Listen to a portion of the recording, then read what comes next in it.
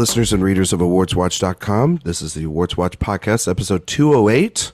I'm the executive editor, Ryan McQuade. Joining me today is Jay Ledbetter. Hello. Josh Parham. Hello, hello.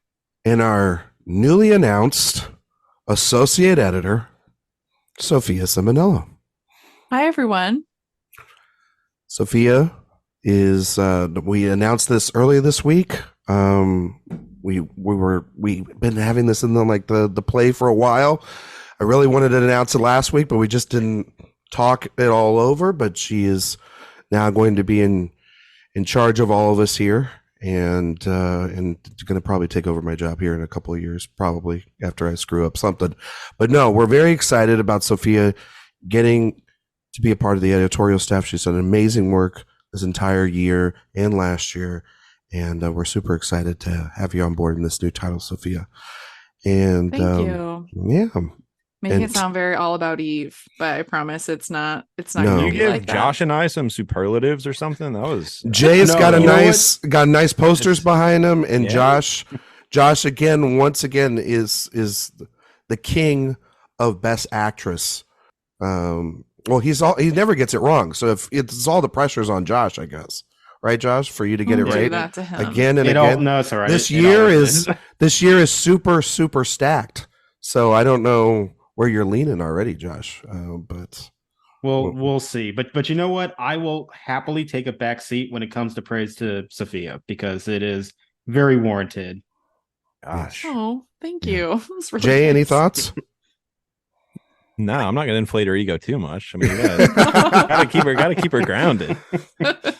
Yes, exactly. Stay grounded. Well, we teased last week, Sophia and I did after the AFI episode, that we were going to do a top 5 modern movie stars list. And that kind of got changed a little bit for the better. And I think that this week's episode is going to be something different for everybody out there. And it's kind of the genesis of this idea actually came from Jay. And we are going to be doing a movie star stock market. And we are going to be trying to figure out who the hell are movie stars anymore, because it feels like we don't know. And the future of Hollywood kind of depends on movie stars. It really does. And so what we will be doing today is we'll be running through a list of, I got 40 names here. And we're going to be running through them, and we're going to either be buying, selling, or holding their stock. And we're going to try to come up with a groupthink here on each individual. And I don't know about you guys, but I'm glad that we're doing this as a groupthink, and I'm glad that we narrowed it down, because initially it was about 50 people, but then we took a bunch of names off because I think a lot of those people, maybe I'm wrong, but it felt like they were above the line in terms of maybe already being movie stars, or they were just like They maybe are what they are. Yeah. That was some of the people that we got. like rid of. no man land Yeah. sort of people, where they're just kind of like in the middle, and you never know like if they are or they aren't, but you feel like they've been around long enough to, or made enough hits, or Oscar attention or whatever to do so. And so most of these people that we'll be talking about, they're under 40, and that's kind of eliminates then Almost all of them. Yeah, almost all of them. There's a couple that are a little bit over that, but it's because they had breakouts a little bit later than everybody else, and so that means and I think it's best to the idea of this was, if I'm not mistaken, we wanted to use, I think, one of the last movie stars we have that we can definitively say is a movie star. We used Leonardo DiCaprio as a barometer. He's the standard. Yeah, we used him as like the standard. He's Leo's 48, 49? 48. About to be 49. About to be He's a Scorpio. 49. Thank you, Sophia. You're welcome. And and so we motion. and so we used that as sort of the scale to start, but then we kind of we took a bunch of names off. So we took away the Chris's, your Pratts, your Pines, your Hemsworth, your Evans. I mean, the post-Marvel movie star discussion is an interesting one to be had, but I think there's a whole doing Marvel anything. discussion we're going to Yeah. have maybe Mhm. on another episode down the road of just what the hell's going on with that entire entity. And I think that that's really fascinating. But then like we took somebody like Oscar Isaac off the list, and Jake Gyllenhaal, Carey Mulligan. Anybody else? There's still plenty we could talk about. I think we took Keira Knightley off there, who is still remarkably young for his present, as long as she's been a part of our lives. She's still under 40. Yeah. McAdams, I think we took off. I think there were maybe some others, but we've got a good list here, and we've got plenty of people to talk about. Don't worry, you will not be hurting for content. Folks. Yes. So I kind of want to just like real quick get y'all's gauge on maybe this list or where we're at with movie stars. And Sophia, I know that you and I have talked about this a lot, but we've talked about how I feel like we're missing movie stars, and the fact that we don't have people that we really just like, we go to the movie just for them. It feels like it's become more of a director medium. But can you kind of like talk about what you want from these actors, and what we're going to kind of pick in your kind of criteria as we're making our decisions today?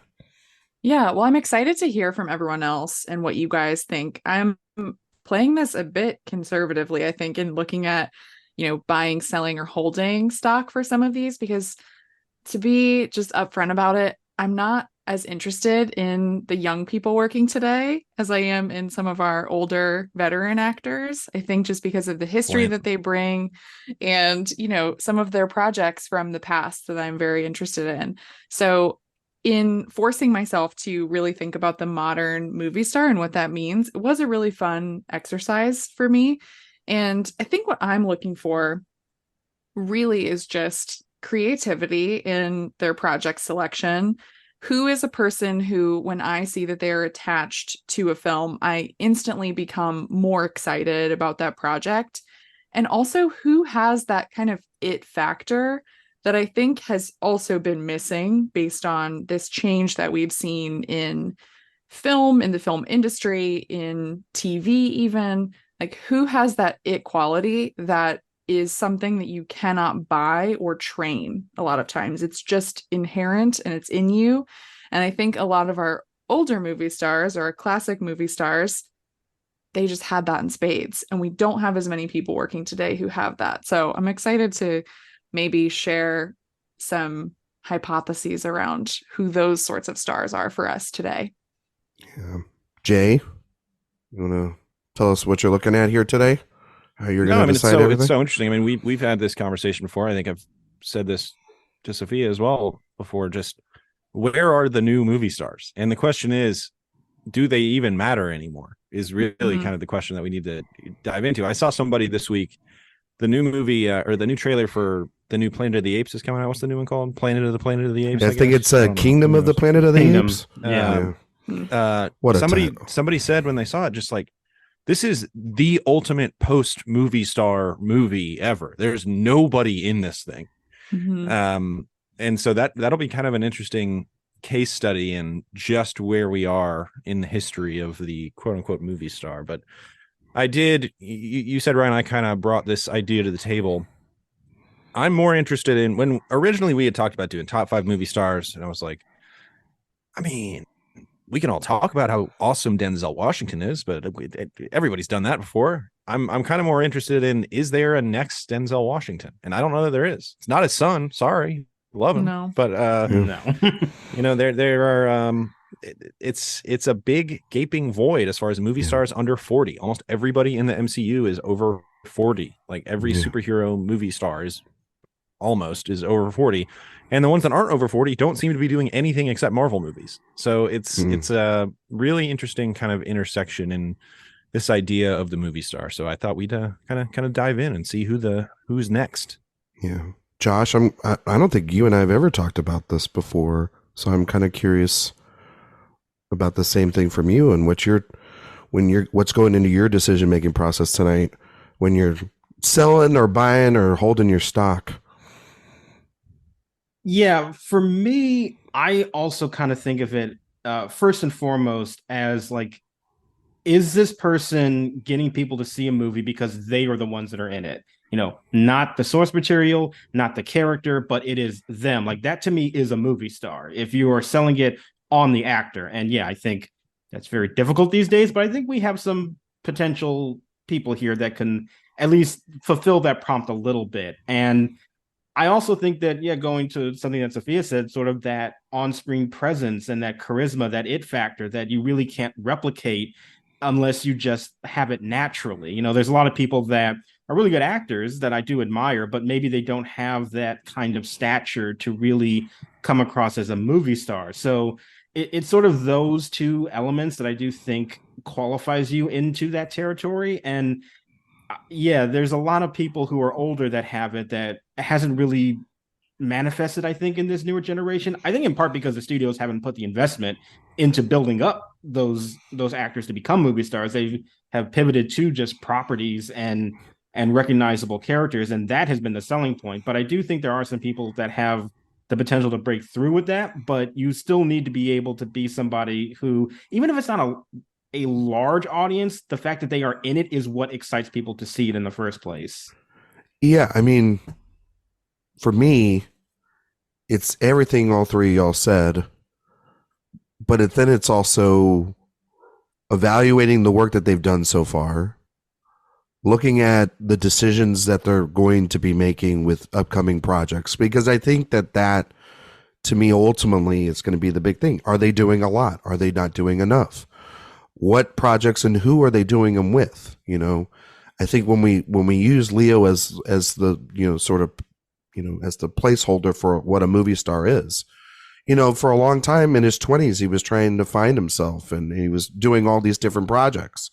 And then he started working with Spielberg and Scorsese, and then he started becoming very selective. And then he stared producing those movies with it's Scorsese. The Will Smith problem. Yeah. Will Smith was never really willing to give himself over to an auteur. Yeah, even though he made a ton of money for the studios, right? He certainly did. And then, every now and then he works then with a Tarantino or he works with a Nolan and makes Inception, and he has these popcorn hits that are a little bit more elevated than a Marvel. A McKay. Yeah, well, yeah, exactly. It's Scorsese, McKay, Spielberg. Those are the guys. Well, Tarantino, because he's made 2 Tarantino films as well. Yes, but McKay is like right on their same level. Yeah. Well, yeah. Unfortunately, probably. I mean, Mount Rushmore of great filmmakers. Exactly. Right There you go. Gotta reserve a spot for the Adam McKay. There you go. But even still, that movie got nominated for Best Picture, and he was a part of that ensemble, whether we like it or not. It was one of those. Well, I don't either, but he's still. Sounds like somebody forgot to look up. Just burying her head under the stand like everybody else. Good job, the whole point of the movie. Real smooth there. Anyway, Did you know that movie was about climate change? No, I didn't get that at all in the 2.5 hour runtime. That movie was about climate change. I know. Beat me over the head so hard that I got was it about amnesia. our current political climate too? Jeez. Yeah. You know what? I think Meryl Streep might have been a thinly veiled metaphor for Donald Trump. I don't know if you picked up on that. Josh, I think you're going too far. I think you're going a little too far there, Josh. Okay. I mean, Adam McKay is you're doing a disservice to the listeners laser on your forehead Josh. right now. You need to stop talking. That's inappropriate, and I won't stand for it. No. Okay. Let's get to the stock market. Let's start talking about these people. We're just going to do it in the order that's on this list. So first up, Timothée Chalamet, who has been talked about a lot on Director Watch for a couple episodes this year. Of course, the we Dune episode, selling, baby. And we also that stock like it's going out of style. Talked about him on the I'm Not There episode, but yeah, I guess Jay, if you want to take the floor, you're selling the stock already on Chalamet. I mean, look, Chalamet, as far as who is a draw, certainly Chalamet to a certain demographic is kind of he's the new Tiger Beat boy, right? That's kind of what he's established himself as. Yes, correct. Is he a great actor? Does he have the magnetism required to be a true movie star? I guess we'll find out with Wonka, but let me say this, Wonka looks terrible. And I'm not really sure what to do with old Timothée, because to his credit, he works with good filmmakers. He seems to have an interest in being an artist as well as a movie star, but for me, he's just never really hit the way that I think many people think he does. So, I mean, I might be on an island here, but for me, Chalamet is one that I'm just like, some people are saying he's the next Leo. I think those people are absolutely crazy. Sophia, you want to go?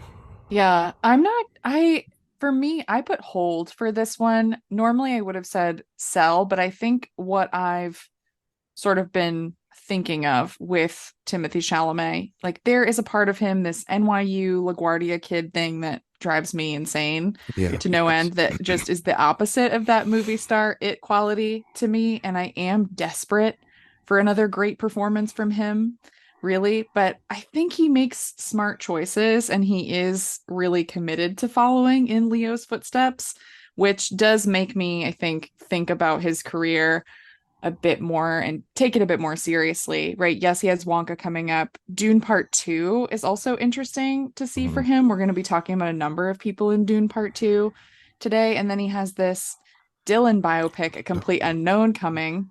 And I know, but we're, just thinking about, again, these sorts of decisions he's making, but also most importantly, he's, trying to attach himself to Martin Scorsese. Also, I think, in doing this commercial and the interview coming up, maybe PTA in the future. He's also dating Kylie Jenner right now, which I know is not like a movie star thing, but he's very much in the consciousness right now. Like he's out there, making he's a presence, making headlines. He's very relevant. So that's why I have him at hold. I don't believe him to be this next big thing yet. I don't see it, but yeah, that's where I have him right now. Yeah. Josh? Well, I apologize for creating conflict right off the bat with this first name, because I was going to say bye. Bye. Wow. I do think that I understand all those points about how, it still seems like needs to be a bit time to cultivate some of that goodwill that he has been building up. But I do think for the short amount of time that he has really been in the public consciousness, I feel like he has made an incredible impact. And, I know that like Twitter stands are not, the real thing at all, but even still, like there's a very fervent fan base, I think, for him that's already been established. And when you combine that with him choosing to work with these very established filmmakers on projects that are not always commercially viable, I think that shows that there is a really good mix of the kind of filmography he wants to build. And I also think that's pretty important for a movie star. You can't just do one thing. You need to be able to have people see you in different lights, and that's what gets people excited to see you win in a project. So yeah, I think that he, maybe not quite right now, I wouldn't say bona fide movie star, but I definitely see the potential. And I think really with like the Dune franchise that he's attached himself to, that's a good trajectory right there. So yeah, I'm in the buy camp. It's also not Marvel, right? Like he's right. Yeah, he's he has not sold his soul to the devil instead. Yeah. No, I mean, it's tough because now I feel like we have one sell, we have one hold, we have one buy. I think Josh is. I think he will talk us into a overall hold. Yeah, I think we hold him. I think I'm going to hold. I think that's where I'm at too. Let's hold. Because I think that while I do like some of his performances, and I do think he shows extreme versatility. I mean, like working with people like Luca Guadagnino, working with Greta Gerwig, Wes Anderson, Denis Villeneuve. He was in Don't Look Up as well with Adam McKay. Having the conversation in the commercial, working with Scorsese, getting advice from Leo, who is his idol, and not only does he not just play the lead, he's also played supporting roles as well, been a part of ensemble. So, I think that's kind of good in terms of his versatility. I will say that Wonka, I'm not like, I don't think it's going to look, I don't think it looks terrible, but I don't think it looks great either. I've been kind of like in the middle on that. I am excited for Dune Part 2, but I'm not really excited because of Timothée Chalamet. I'm just excited because of the first film. I don't think he's that good in the first one. And but are normal people excited for Dune Part 2 because of Timothée Chalamet? Yeah, I think they're excited at all that people. Yeah, they really are. I think that whole cast is like, we'll talk about like Florence Pugh and Austin Butler and Zendaya and all these people, he's part of that cluster of people that they're all attaching themselves to, the new generation. I gotta say though, I'm completely not interested in a complete unknown. I shared that a lot on that episode. That movie I could really give a rat's ass where that goes, movie.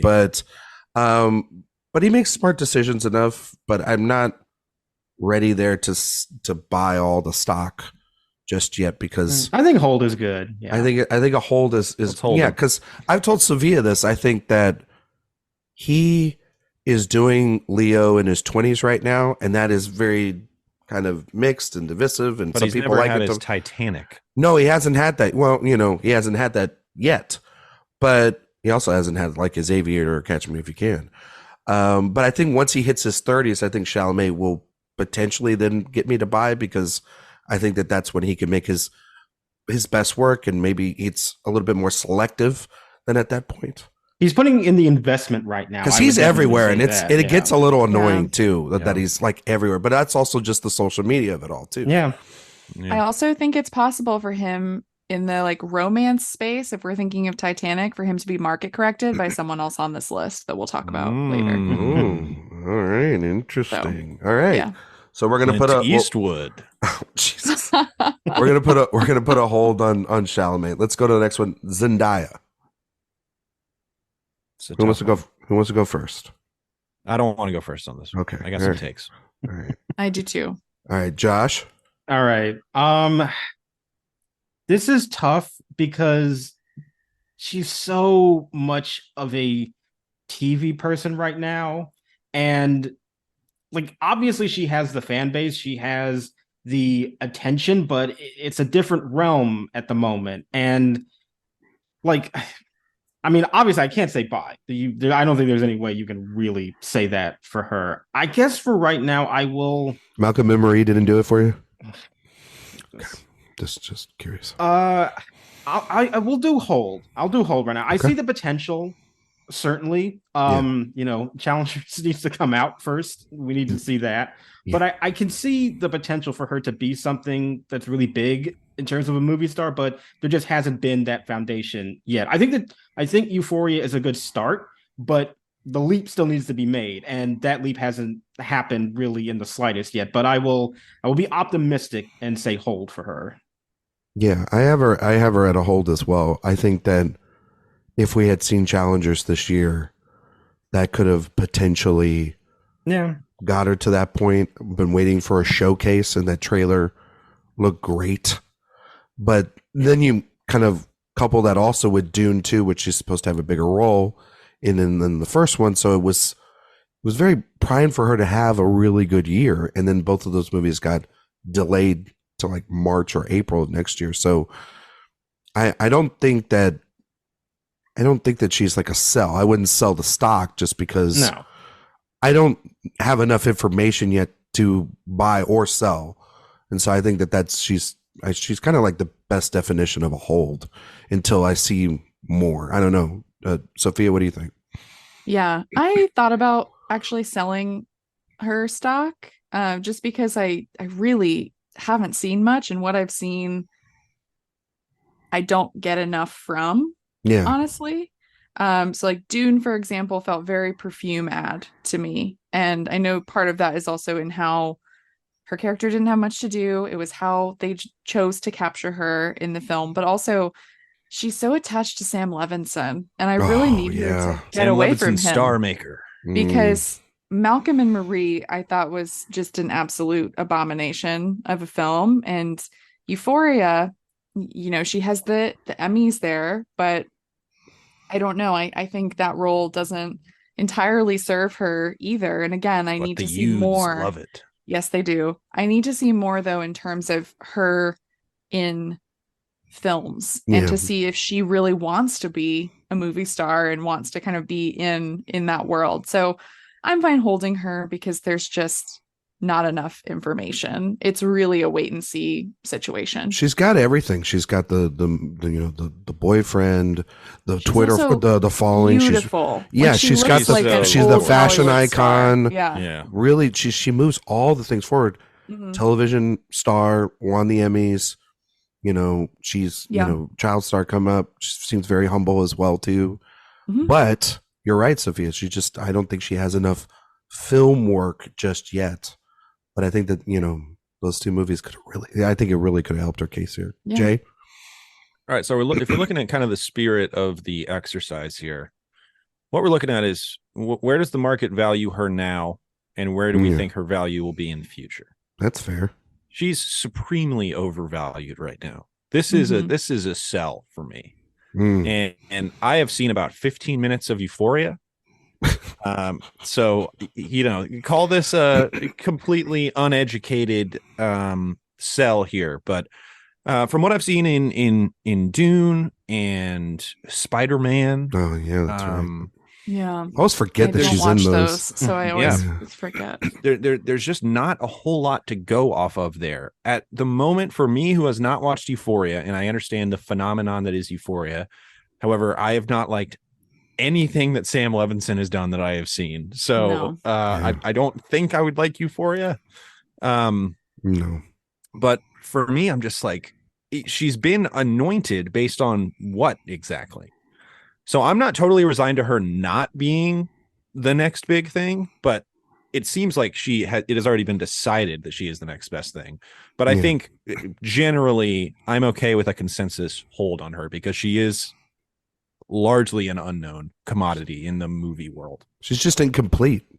But her value is absurd. In the way that people view her and talk about it's her. Like she's the next big thing. Or it's not even like she's the next big thing. She is the big thing. She's already there. She's what everyone's put their chips in. And I say maybe hold back because we haven't seen enough yet. And I think that if we're doing this like a reevaluation in like 6 months and Challengers isn't that good and she doesn't have anything to do in Dune, then I think that Dune Part 2, sorry. I think that's when I would go back and say, you know what, then I would sell. I think that I need to.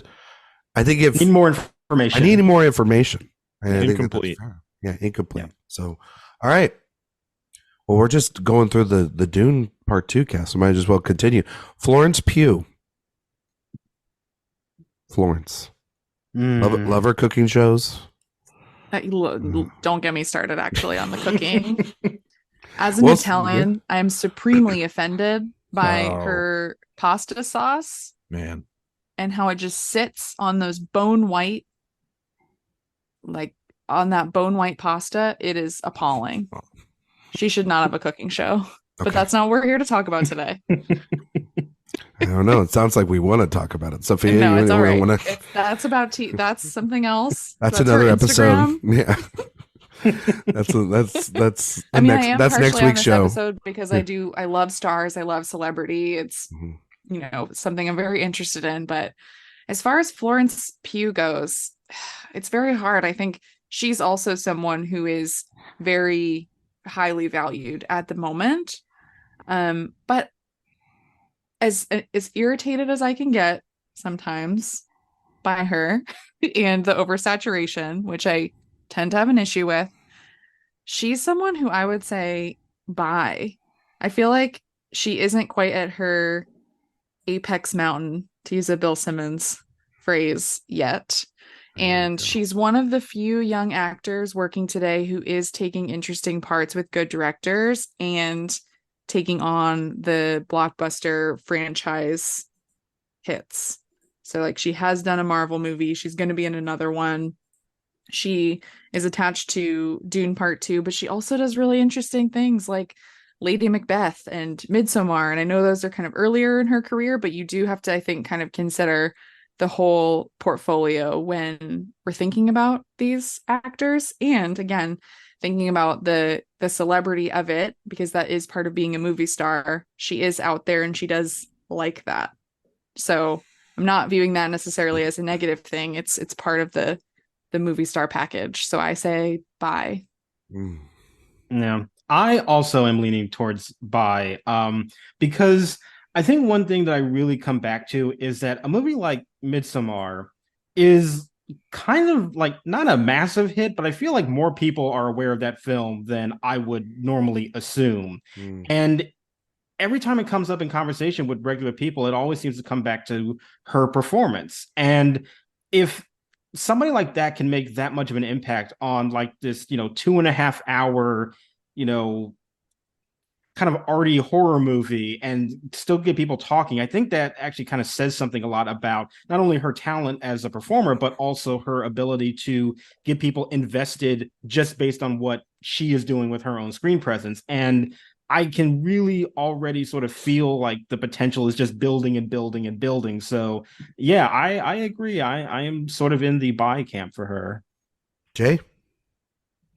Yeah, I'm going to go soft buy on Florence Pugh. I kind of view Florence Pugh as someone who we actually almost included on the list, which is Scarlett Johansson. I think Florence Pugh is on a very Scarlett Johansson trajectory where she is. Well, that's funny because they're sisters in the Black Widow universe. Well, yes, yeah, that's very true. She is obviously a beautiful woman with a lot of chops and an interest in things that aren't just huge blockbusters. She has great taste, it seems. And even in something like Fighting with My Family, which I think was the first thing that I'd seen her in, maybe, or had been. Lady Macbeth was before that, or Lady Macbeth. Yeah, Lady Macbeth was sort of like her real breakthrough. Who is this? And then But Fighting with My Family was kind of her. Okay, this is a person who we're going to try and make a thing. And I thought she was really charming in that, and so she can pull off something like that, which is a totally whatever movie that she elevates just through her sheer charisma and presence. And then you also see in Oppenheimer this year, that's another like a character who on the page does not necessarily need to leave any impact. And she's honestly overqualified for that role, but she really elevated it, I thought anyway. And, she's catching Marvel kind of on this slide. So I'm not sure that'll prop her up as much as maybe she thought it would, but between her knack for standing out in bigger movies and her interest in really kind of altruistic art, I'm going to give her a buy. Oh, man, I'll give her, I guess, a hard hold, I guess is how you would say it. I don't know. There's just something. I look at her upcoming projects. I think she was doing really a lot of great, interesting work before the pandemic. She's a movie like Don't Worry, Darling. I'm not a big fan of. She's fine in like something like Puss in Boots. A good person's not. She was in Puss in Boots. The Last Wish. A good person's not good. I think she is. Supremely underutilized. Even though I understand why it was written the way it was in Oppenheimer, it's still like I don't understand why she took the role. Probably just to work with Christopher Nolan, which I don't blame it, and I don't blame anyone for that. Yeah. I hope going forward she makes more films like The Wonder, but that's obviously not going to pay the bills. But movies like Midsommar, Fighting with My Family, Little Women. That was like a really good stretch run of just like really, really good work. And she's going to be in Dune Part 2. I'm sure she'll be pretty good in it. The Thunderbolts, I could care less. I don't care. She's got a movie called The Pact that's in pre-production. That's Alexander Skarsgård's film that he's directing and he's acting alongside her. This movie called We Live in Time from John Crowley, who did, I think, Brooklyn. Yeah, he did Brooklyn. And so her and Andrew Garfield, which should be really interesting. But I don't know. It just movie star. I don't know. And maybe I'm just not there yet. I think that she's maybe one or two projects away from buying that stock for me. But she's a buy all around. We're going to go consensus buy. There you go. Consensus buy. Ryan's also, I do skeptic. feel like regardless of your feelings about the whole drama with, Don't Worry, Darling, that really did puncture the general population very severely. And I think that elevated her to a status in pop culture that wasn't really there before. Like I said, regardless of your feelings about whether or not that drama was valid or not, people knew about it. And also everybody was on her side. Yeah. Yeah. So that raised her profile a lot. Yeah. And she she did get a lot of like social media push and everything for her like fashion reactions and things. And like everybody was on her that's, side. Yeah. That's part of what this is. Like, we obviously care more about the movies and the body of work, but that celebrity is a part of what makes you a movie star. And her walking around in that purple set with the Aperol spritz, it did something online. It registered. She's very down to earth. It seems also in like interviews and stuff. But I think that there's another person on here that I don't know. I gravitate towards their work. Maybe it's because they've been around a little bit longer that I think I relate to a little bit more, that I would buy their stock. And I think that she's close to getting to that range, but just not yet. But she's a buy anyway. So I'm just going to move this guy up the board so we can just talk about the Dune cast and just get them all out of the way. Okay. So let's talk about a guy that's pretty big, I think, for everyone right now coming off last year. Let's talk about Austin Butler. Bye. Another person whose kind of trajectory was stalled because of delays, not only with Dune, but bike riders too. Yes. Though to be fair, two of us here have seen, Josh, you haven't seen it, right? You haven't seen the bike riders yet. Two of us have seen the bike riders here. So it'll be interesting to see how we can. But the public hasn't. The public hasn't, right. but I've seen it. Josh, you want to go first on Austin Butler? Many ways I can take that. Okay. I was like, or I can. All right, sure. I'll jump on the grenade. Yeah. I do see so much potential with him because, like, the minute you even see Elvis, whether or not you like that movie, like the screen presence that he brings is just undeniable. Like, it's so palpable, and you can feel this guy as like a movie star. The problem for me is just that's really the only time that he's been able to showcase that. Like, yes, I know that some people have seen the bike riders, but we don't know how that's going to be received from a general audience at this point. And maybe he will be big in Dune. I don't know. That movie has been delayed and it's not out yet. So it's really difficult for me to say like to buy, because I don't know if I can do that with just one movie right now. I definitely see the potential. And maybe if those other two movies were out, I would feel more confident, but I don't know if I can really do it at this point. So it's a strong hold for me, very likely a buy, but I can't do it with just Elvis. I just can't. Jay, you tipped your cards. Well, see, this is where we've just got different investing strategies here, right? We've got Josh, who seems to be a rather conservative investor. He's investing in market funds. I'm over here. I'm like, you got a tech startup? Let's do it. I'm investing. I'm buying everything you got on Austin Butler, the next Apple, because this dude has got the goods. This is the easiest buy on the board for me. I'm taking Austin Butler all the way to the bank. You watch Elvis, you even go back and you realize, oh, that was the guy in Once Upon a Time in Hollywood. He even pops in that. But in Elvis, a movie that requires such a precise performance and such a gravity of personality to it, I think this guy also pretty handsome, gotta say. I'll be honest. This is my guy. I have noticed.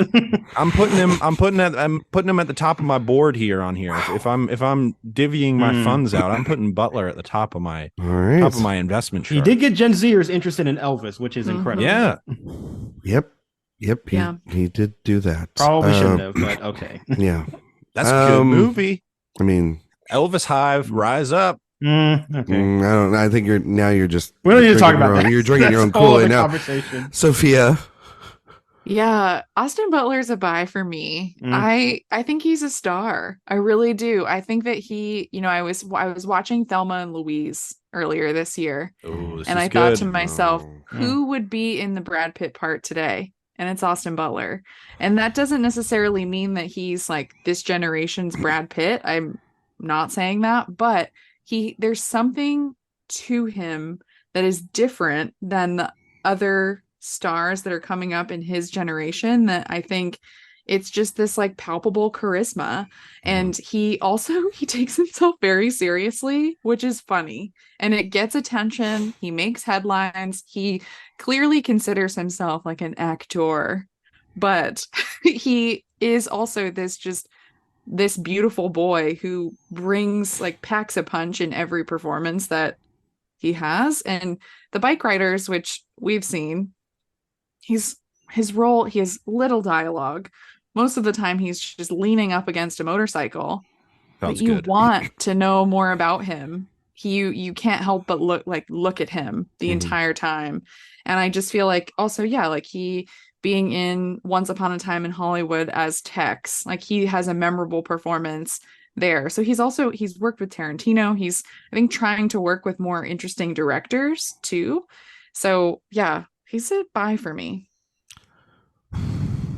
Man, it's a soft buy. Like I'm not as high on him, I think, as like Jay is. Like he's not the top of my board. Yeah, he's not- What's the name of that guy on the TV show who does like the buy? I'm up here. Just, like Jim Kramer. buy. This is a big buy. We got the Yeah, red it's alarms also- going off. I don't know if Maybe you- a success this is story in like- the world of stock market. Yeah, I don't think you want to like associate yourself with Jim Kramer there, Jay. I mean, I wasn't the biggest Elvis fan, as many people know. I thought But he's great in Elvis, though. I think he gives a good performance. I don't think he's great. And I think he's Once great. Upon a Time in Hollywood, he's like the 90th person I think about when I think about that movie. I think about so many other performances in that movie. Yeah, no, I remember taking note of him in that, and not just for those reasons. No, I legitimately thought he had a really good presence in that film. The Bike Riders is a movie that's not technically his fault.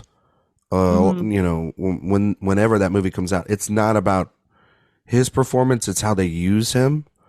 And it's a completely underwritten character.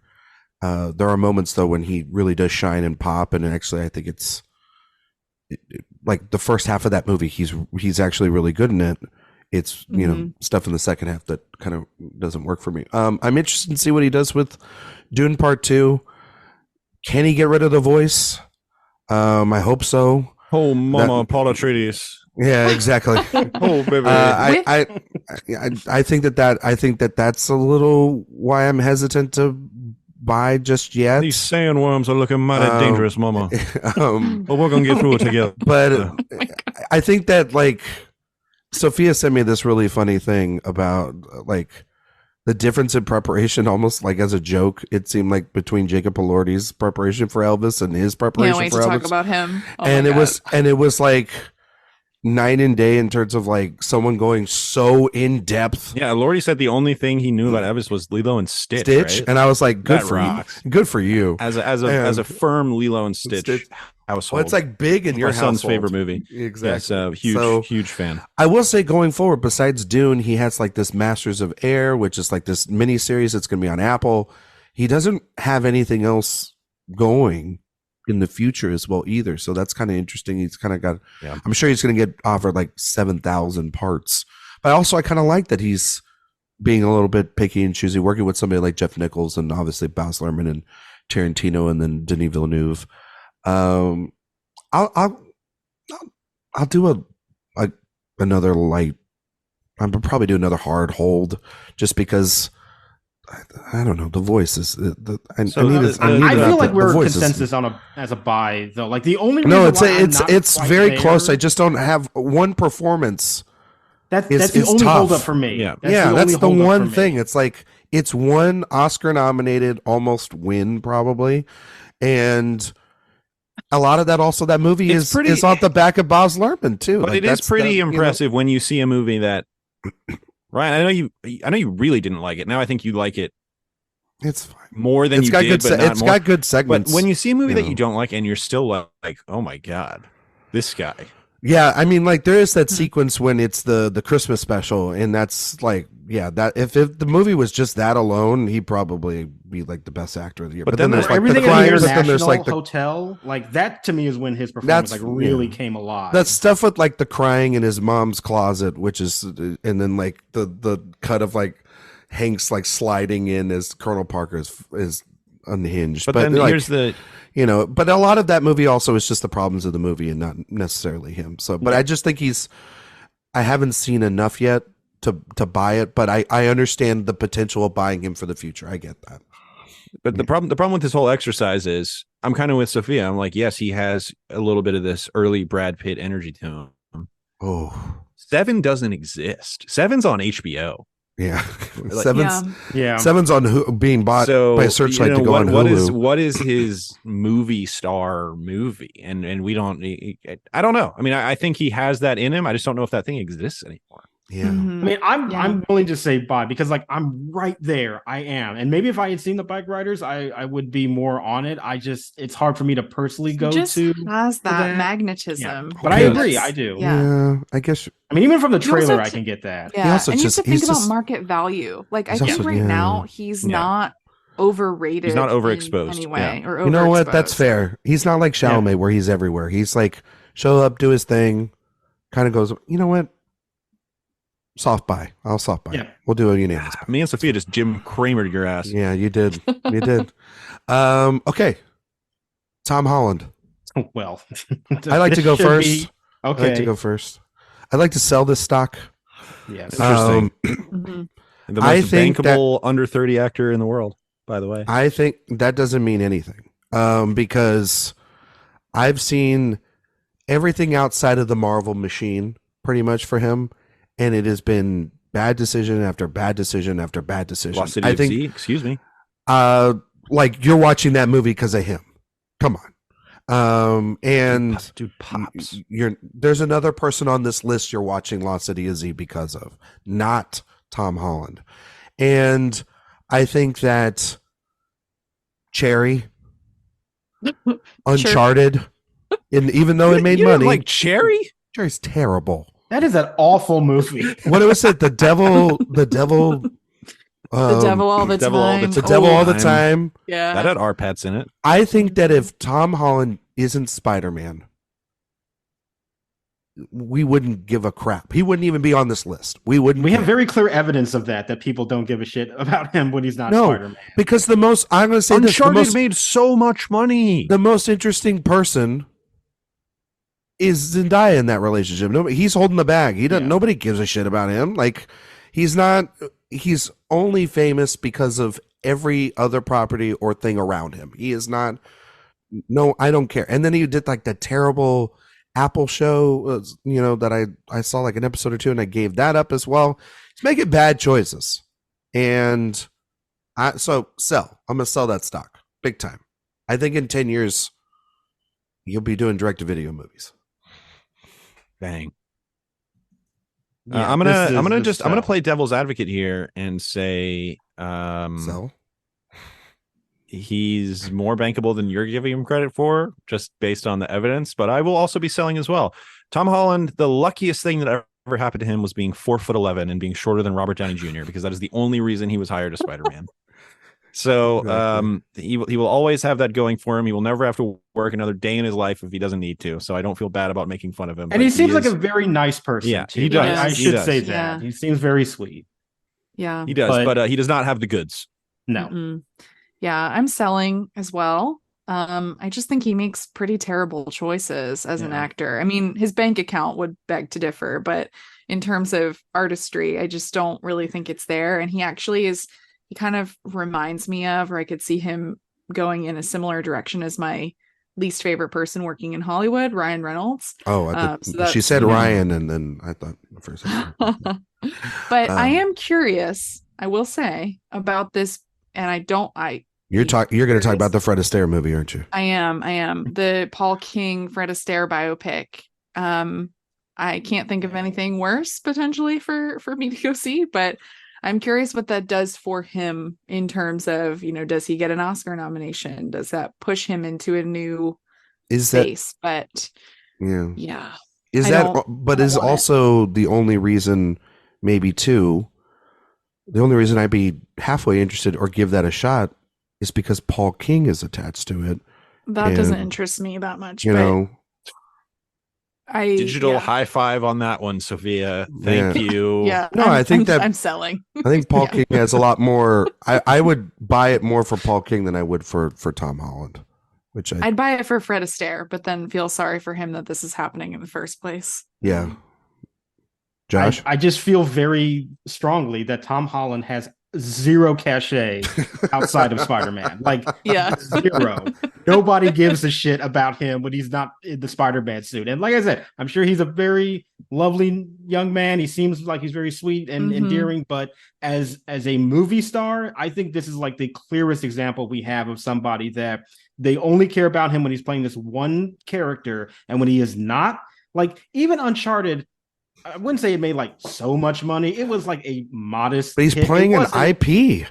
Yeah, 407 and also that movie out of the completely... pandemic. That movie was a bona fide hit. Helps it was a modest hit. Helps Evan Wahlberg too. That movie has completely disappeared from the conversation. Nobody talks about that movie. I talk about it every day. Nobody talks about that movie. They won't shut up about Uncharted. I've never seen it. No. Yeah, no.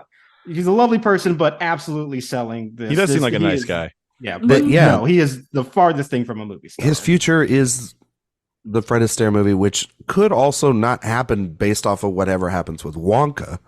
So that might, if Wonka's a disaster, like we all, okay. I don't think Wonka's going to be a disaster. I don't think it's going to be either. No. But then also, the other thing he has is making Spider-Man 4. That's it. That is his life. That is what you're banking on. Is continuing. And also, all of us would dating love. and being. Are they engaged or are they engaged? No, they're still just dating. Okay, whatever. I wouldn't make a movie either. Sounds fun. No, it sounds good for him. I don't envy. Yeah, but that doesn't make you a movie star. That just makes you a good. I know. boyfriend. I'm just saying. Like, makes you Joe Alwyn. Go. It doesn't make you. It doesn't. It doesn't make you. Here's my take on Tom Holland. Get out of movies. Enjoy your life, man. Seems like you're doing great. It seems like he's made enough money. He doesn't have to. And that sounds mean, but we really don't mean it to be. Yeah, exactly. Okay, so we're all selling. I think we're gonna change that around. Adam Driver. It's a tough one. I like to start the bidding and say hard buy. Interesting. I love Adam Driver, and I think his filmography sort of speaks for itself. He makes interesting projects. He can do pretty much anything. He can be an IP. He can be in Oscar nominated dramas. He can work with tons of auteurs. He also is able to go and be on Saturday Night Live and poke fun at himself and be very comedic and make viral moments. He's not very public, but that's okay. He's also, that adds to the mystique. The mystique. People actually want to know more about him because he's not overexposed. His upcoming movies he's going to work with Francis Ford Coppola in Megalopolis. He's going to potentially work with Michael Mann again with E2. Guy makes interesting choices. Wish he would. Although I will say for Adam Driver, every time I think about him, I always think about the Billy Eichner meme of "For $1 name a woman." Yes, yes. He's very much at least one female director. He's just like Leo, and Lena Dunham is there. Yeah, I know. Well, she I guess she ruined his experience. He'll never work with another woman again after Lena Dunham. But I mean, he's got a stinker that he had this year at 65. Not all of them are hits, but Baumbach and Gerwig, he's sort of in their camp, working with them a ton. I also love, I think he's really great, even though those movies are uneven. Some are good, some are bad. I think he's really good in those Star Wars movies, and he's able to find good performances inside those IP machines. So I think maybe he's a little bit older for this. Sure, but I'll be watching that. I'm not tired of Adam Driver in movies. I'd love to see him in more movies. He's tall and he's very good looking.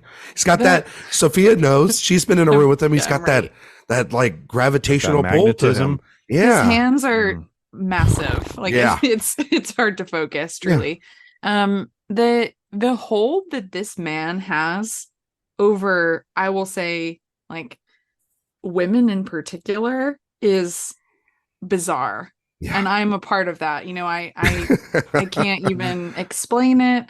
I don't understand it, but like, we become feral for Adam Driver. Truly, it's just the way that it is, and that's part of his. That's a part of his movie star appeal. Like, he is this type of star that we do not see anymore, that we really don't have. It's like, is he our generation's Pacino? He has like some Elliot Gould to him, some Donald Sutherland. Like, there is this kind of weird strange quality that's there.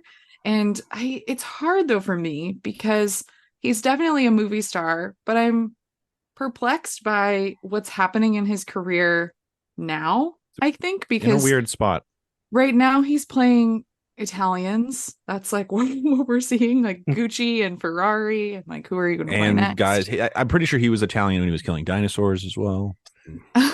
Yeah, he was like, come here, dinosaur. I think what I'm going to say for Adam Driver actually is I will say a soft buy, because I'm curious if his biggest moments are behind him, thinking of the rest of his career, if he's going to go back into just doing these kind of very serious prestige dramas or this kind of quirkier, different type of work. I think his best work is actually when he's doing this bizarre thing, when he's working with Leos Carax, or when he's doing the dramas like Marriage Story, where he's making small films like Patterson. So I can kind of see him wanting to go back to that, that doesn't give you as much power, right, in the consciousness as being in a Star Wars movie. And 65 for me, like, does raise red flags, right? It's like, can he hold down a movie that's not attached to a franchise? Like, can he get people into theaters with something that isn't a Star Wars? They did. It was. But can anybody? Yeah, can anybody? It also got just dumped in the middle of. It got dumped. Yeah, it was on a hard time. It was also so I'm going to say bad. buy. I'm saying buy. Of course, I wouldn't say anything else for Adam Driver. Yeah. Jay, Josh. So I love Adam Driver. I'm selling him as a movie star. I think he has. By Austin Butler, but you sell Adam Driver. Okay. Yeah, but if the question is, will I enjoy the career of Adam Driver moving forward? The answer is emphatically yes. Mm-hmm. If the answer is, will he become a bigger movie star now than he was when he was in Star Wars? I think the answer is emphatically no, because I don't think he's interested in that at all. No. And because of that, I think he's kind of using his cachet as the star of Star Wars right now to get these movies made that may not otherwise be made if they didn't have him attached to it. Mm-hmm. And what's going to eventually happen is these movies are going to keep losing money, and that well is going to run dry. And then all of these movies that we love that star Adam Driver will be harder to get made. And I'm telling you, 2026, Detective Joe Solves a Murder on HBO starring Adam Driver is going to happen. That's what I think is going to happen. Is that like a mini series? Sure, something. He's going to win that Emmy. That's what he's going to do. He's going to be put into and there's nothing like, I love an HBO drama, but it's not a movie, which is what I think all of us on but it's not right now it's love not so much more and value so much. And I think the idea of a movie star versus a person starring in these miniseries is different. And I don't think Driver will ever have as much Hollywood heft as he had a few years ago. I hope I'm wrong on this one, but I'm going soft sell as far as just pure value of where he is versus. I don't think he'll ever be, I'm totally blanking on his character's name in Star Wars anyway. Kylo Ren. Kylo Ren is it's gonna run dry, I think. To be fair, also love Jay, love him to death, but to be fair, Jay, it's not TV, it's HBO. All right. Anyway, I just wanted to point that out. Thank you. Josh. Yeah, I think Jay does make a really good point that, he is sort of using his celebrity status right now to get these kind of harder to fund projects off the ground, which is what movie stars would do. Like they would show up in these things, and that's the reason why people would make them and get people to go see them. But that's also the part of the equation is getting people to go see them. And I feel like that right now has been pretty untested. Marriage Story is a Netflix movie, so we don't really have that's the thing. All this stuff goes to Netflix. Well, it's the Baumbach partnership that he has with Netflix. I get it. Yeah, and Ferrari, I really don't know how that movie will do. And I do. It won't do well. That's Michael Mann. He never does well, technically. I mean, just selling the name Ferrari, I don't know, because that's also going after an audience that you have to know who Ferrari is, and like I don't know what that movie is having a moment though right now. True. Yeah, And he was out there waving the flag at the for this, he was waving the flag at the Indy 500 too. Brad Pitt film instead. And Ferrari is not like Ford v Ferrari. They are very different kinds of movies. No, this too. is not a dad movie. No, not like that kind of a film. But at the same time, like right now, he just feels so, I mean, in lack of a better term, like large. Like he does feel like this very looming presence on the literally and cinematic landscape figuratively at the moment. And I while I definitely can see that in the future that may not be so sustainable, it just feels so palpable right now that like at this moment he actually does sort of feel like a movie star right at this particular moment. So I think I'm gonna lean to buy for him. Like I said, I do understand how in the future it does seem a little rocky, but I think he's got enough of it at the moment that I can believe that it will carry through. Sight unseen, still he's delivering great performances. Like the last couple of years, like everybody, like a lot of people love. Like I know Sophia, you love Annette, his performance there. Movie like the movie like The Last Duel, he's incredible in. Yeah, I love all that. I think he's great in White Noise. I haven't seen Ferrari making money. You know, I get it. I mean, yeah, I feel like Alden Ehrenreich's boss in Fair Play right now. Like Alden, you messed up, man. What are you doing? Yeah, no, I'm not sure if you can keep your job as an investor at this point. But we'll see. All right, I get it though. I love Adam Driver. I love the guy. I love him. And I get your points. I do. I do understand. Jennifer Lawrence. J-Law. Yeah. I mean, this is a name that I almost feel like, is she not already a movie star? Like, I mean, when she was brought out to the list. But where does her future lie from here? Is she getting, because I mean, that's the question with her is, I would say, yes, she was the movie star. Then she stepped back for a while and now she's trying to make her comeback. If she's at an inflection point right now, does she rise up to her old level of stardom, or does she sort of fluctuate now on this sort of A- tier?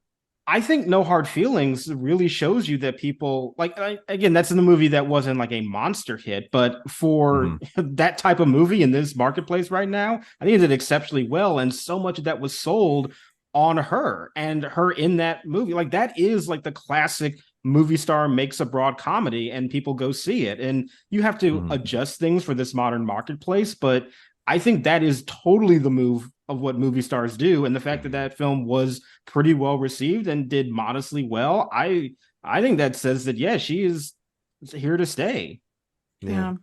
She's the person on this list for me that has, when I was talking about the like it factor in the Florence intros. Pugh? Exactly. Yeah. No. Like when I was talking about with Florence Pugh, where it's like she was the person I was talking about, was like, I think she already has that. What you were Jennifer Lawrence. Sophia was talking about the it factor with Florence Pugh, the Italian factor, which is her biggest problem with her. Yeah, that's fair. That pasta sauce. Jennifer Lawrence, though, she has like the most natural charm and charisma, I think, of anyone here in terms of and her ability to just reach across genres. And I think one of the things with her, and we have to think about this with women, is that when people see too much of them, sometimes when they're oversaturated, they find the need to step back. This happened with Anne Hathaway, and it's what happened with Jennifer Lawrence, where she felt like people didn't like her. She was overexposed. There was too much, and she had to reevaluate what she wanted to do. And now that she's back, I think she's going to be really careful about what she takes on in terms of projects. And I feel like, will she rise to the level of when she was in the Hunger Games, which was a huge, huge thing for her. And when she first realized that she was famous, I'm not sure if she can, do that again. But I think that what she's going to start doing from here, I think she's going to keep taking projects that will make money. Like if something like No Hard Feelings I almost always call it You Hurt My Feelings, the other movie that came out this year. The Julia Louis-Dreyfus movie. Yeah. I think she's going to make a comeback. I think it's going to trend positively. I think that she is an incredible talent. And I think that this actually was a good thing that she did kind of step back after Red Sparrow, after Mother, reevaluate. She's come back now. She had Causeway. which she got really good acclaim for. And then she mixes it with No Hard Feelings, and shows a different side of herself, and kind of makes a movie that wouldn't get made if it didn't have somebody like her attached to it. And the whole selling point was, here's a movie star in a broad kind of gross out comedy, like that, which we used to see all the time. On. Yeah. Mm-hmm. And her upcoming projects are Mob Girl, was a Paolo Sorrentino film, Burial Rights, which is a Luca Guadagnino film, Sue, which is working with Paolo Sorrentino and Morgan Spurlock. She's got the Lynn Ramsey film, Die My Love. Morgan Spurlock. And then she's got an East of Eden remake that she is going to make potentially with Gary Ross. So she is going to be working and coming back in a big way. And I think that that's great, because I think that she just, like Sophia was saying, she just has, when she's doing interviews or when she's, her hot ones or whatever it is, she has that it factor. And I think that you can bank on a second run of that. And I think that she's also very charming, and people like her enough that she could win another Oscar potentially in the future. Mm-hmm. She could help another franchise. She almost won back to back. She almost won back to back. So in my opinion, I feel like she already is a movie star. Like I think this is an easy buy. I think this is like this is a stock that's already like $150 a share. So it's almost like, is it too high value? I mean, I don't know, but I don't think so. I think the value is kind of it leveled out, and now you might want to buy now again before it rises back up. I guess your question is, second wave's coming. How do you feel about Jennifer Lawrence's future based on No Hard Feelings? And I think I'm with y'all. When I saw that movie, I was like, there has been a Jennifer Lawrence broad comedy hole in the marketplace for 4 years. That movie doesn't work without her. It really doesn't. Like, did people go see that movie because Jennifer Lawrence was in it? And I think for the vast majority, that answer was yes. And that is a movie star. And I remember seeing it, and it did okay business. Mm-hmm. The first thing I said when I saw that article was just, I mean, that thing's going to destroy on streaming. What are you guys talking about? Mm-hmm. And sure enough, it just dropped on Netflix a few weeks ago. It's been like number one every week since then. So yeah. And I mean, take it with a grain of salt, but Don't Look Up was very popular on Netflix with it, and she was part of that ensemble. It was like the one thing she is. Yeah, she is dreadful in that movie. Yeah, she's bad in the movie. Everybody's bad in that movie. The best part of that movie, but okay. Yeah, everybody's bad in that movie, but again, it was popular, and the reason why a lot of people saw it wasn't because of Adam McKay's name, it was because she was one of the faces alongside Leo to push, people to go watch that. I almost think she's been longer, because I do like my mind jumps over that. Yeah, yeah, but I don't know if she can. I think, Jay, you're asking a great question, which is, I don't know if she can get back to like that Hunger Games level. But who is? But who is? She wants to. She, you know what I mean? She might have stepped away because she didn't want that again. Yeah, exactly. Yeah. But it's she all can relative with this. She can move it to get back to a level where she's like talked about as the most respected actress of her generation again, and win an Oscar and be on top of the mountain again. I could totally see that. Michael B. Jordan.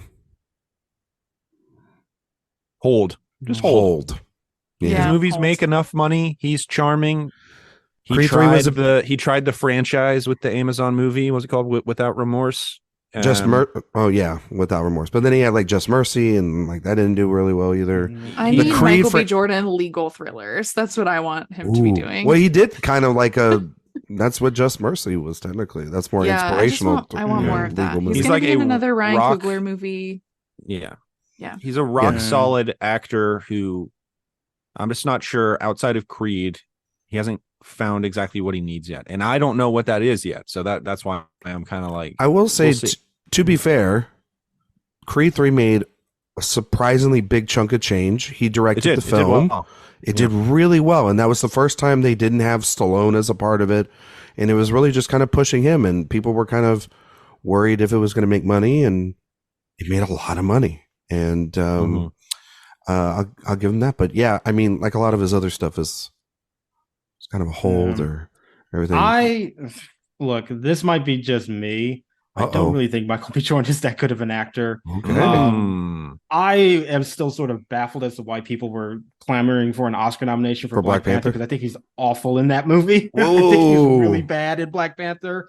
Actively the worst thing about that first film. Okay. So I'm not really that enthused about him just personally, but I do think that he has, a good enough presence in the pop culture. As you said, Creed 3 was really all on him, and that's still somewhat IP at the same time, but it's still pushing him, and I do think that success means good things for him. I would be willing to go for the consensus for Hold, because not all of his projects have been that successful, but I would be willing to say that, even though personally it's a sell, because I don't like him very much as an actor. But that's he was in that Denzel Washington directed film 2 years ago or whatever. That was really bad too. You know what I'm talking about? It was like the inspirational kind of film. Oh my gosh, what was that? Yes. God, that was the one where he was a soldier and he died, and it was through the eyes of his wife or something. Or something like that. Yeah. Oh, spoiler wow! alert, I forgot about that movie. Yeah, it's like anything outside the maybe he is a sell, because everything outside the Creed franchise, which is a big franchise, a journal for Jordan. Yeah. That's right. Even had his name in it, still didn't care. I just don't think he's that good of an actor, but I still think it is amazing that all he did was put the B in his name, and I never think of Michael Jordan when I say his name. It's an incredible thing. It really is. I think about it all the time when I think about him, that I don't think about Michael Jordan. Yeah, but it's crazy. Yeah, I don't know.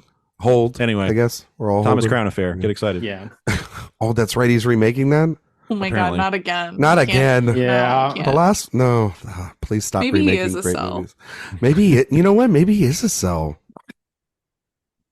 Josh, I'm gonna sell him. Put him a sell. Yeah, I'm gonna sell him. Yeah, let's sell him. All right, we're selling. Sorry, make something better than Creed. You can't buy 3. everybody. Yeah, we're running out of money. Margot Robbie. I'm going Hold. I like to hold this. I would like to hold as well. Yeah, I think she's got a lot of clout. I think she is a person who will end up being very important in this era of Hollywood, especially in the shadow of Barbie. Yeah, but Babylon was a disaster. I mean, an outright financial disaster. It was. So it's she sort of got that stink on her a little bit, but obviously she's a star on the screen. I think I love Babylon, but TBD on exactly how much of a draw she is at the box office by herself. Yeah, I think the property of Barbie really helped that, and she needed a hit big time, because last couple of movies haven't. The Barbenheimer phenomenon will be a Harvard case study for years to come. Exactly, they both helped each other. It became something bigger than even what you can quantify as a star, because it's not like we're going to talk about like Cillian Murphy today as a movie star either. You know what I mean? It's about those two movies and those properties, and really also about the vision of those two directors, really, when you come down to it, and giving choices to audience members. But anyway, Sophia, what were you going to say? I do think, though, I mean, like, she also produced and starred in a movie that made $1 billion, and no one else on the list that we talk about did that this year, which is a big deal. But her filmography is just so all over the place. Yeah, for me, it's wild. Like the bad choices previously, and I have to be honest, did not love her until Barbie. Like, that was the first performance from her where I was like, okay, I really get it. I really love this performance. Otherwise, she's very all over the place for me, and wasn't really an interesting actress to watch necessarily. Well, she had a little bit of Austin Butler syndrome with her Brooklyn accent. Yes. Yes. But this is a different story, so I think Hold is perfectly appropriate for her. Yeah. Josh? Yeah, I feel very similarly. I think that she sort of has all the elements to be a bona fide movie star, but I do think that Babylon is a really good piece of evidence of the contrary, because if you are a movie star, you can get that movie to make some money. You and Brad Pitt on Babylon if you're a true movie star. Yeah. So I'm willing to say Hold, just because she has had some pretty significant hits, but a lot of those have been attached to very recognizable IP, and that I think the jury's out as to whether or not you yourself can get a movie to be a hit. But I think she definitely has like the screen presence and the personality to do it, but it's a little spotty at the moment. Yeah. God, I forgot they're supposed to be doing that Ocean's 11 prequel. Oh, it's good. Her and Gosling again. Mhm. Who's directing that? I don't want to know. It's going to be bad. That's Jay Roach. Oh my God. Oh no, not Bombshell. Oh, no. Right? Oh, no. Jay Roach did Bombshell, right? I'm not Yes, mistaken. he No. did. Yeah. Good Lord, stop. Obviously, because it looked like a TV movie. So yes, he did it. That's very fair, Josh. Robert Pattinson. I Oh, got to man. buy big. I'm- I got to buy big on this. I'm sorry. I want to buy because I love Robert Pattinson. Like Mhm. I love him so much, but that dude's a weirdo. And I don't know if you could be that weird to be a movie star. And he is not somebody also that just because he's in it, people are going to Right. see these strange ass movies that he's making. I mean, I will because I love him, but the general populace does not have his same passion for, for collaborating with Robert Eggers as much as I do. So it's tough because, like I said, I think that he definitely has the screen presence and the charisma, and at the moment it feels like he does have that status. But again, I don't feel like people go to see all of his movies just because he is in it, and that's such a critical part of being a movie star. And now he's attached to Batman, which almost feels like he knows that his star is waning and he's trying to It put some helps. insurance for himself. So It helps. that doesn't fill me with confidence. Well, it helps his bank account. I don't think it helps his status as a movie star, though, because again, now it means people are seeing Batman, not Robert Pattinson. So I'm very, very conflicted about this. And that actually makes me want to hold a little bit. He has the presence of somebody that I would want to buy as a movie star, but I don't really feel like the output really mirrors that trajectory at the moment. Jay, Sophia? I feel similarly to Pattinson that I do to Driver, which is, he's too weird to really be a super huge movie star. Man. So, I mean, he's got Batman, obviously, but he's in these the first Batman, which I really liked, was this very off-putting, dark affair. Also, where he was in the suit for 85% of the movie. So Yeah. he's You're the seeing one Batman. You're not and really he seeing rolled. Pattinson in right, that not really role. getting the clout that you're accustomed to seeing from those, the lift that you're used to seeing from those movies. And Like, he's a movie star in my heart. He is. Like, that's what I want movie stars if to you're asking do. me who's my favorite actor versus who's the biggest movie star in the world, he's a lot higher on my favorite actor than the biggest movie star thing. Same. But he's got incredible taste, which is what I love so much about him. And he's willing to be weird and crazy. They asked him to be in The Boy and the Heron, and what part did he pick? He picked the freaking gray heron. Are you kidding me? Yeah. And then, I mean, he's a maniac. He's a wild man, and I love him. But I don't see him climbing up the ladder of true stardom. I mean, he's got what? He's got a Bong Joon-ho movie, right? Yeah. That's pretty big. Another an Adam McKay movie.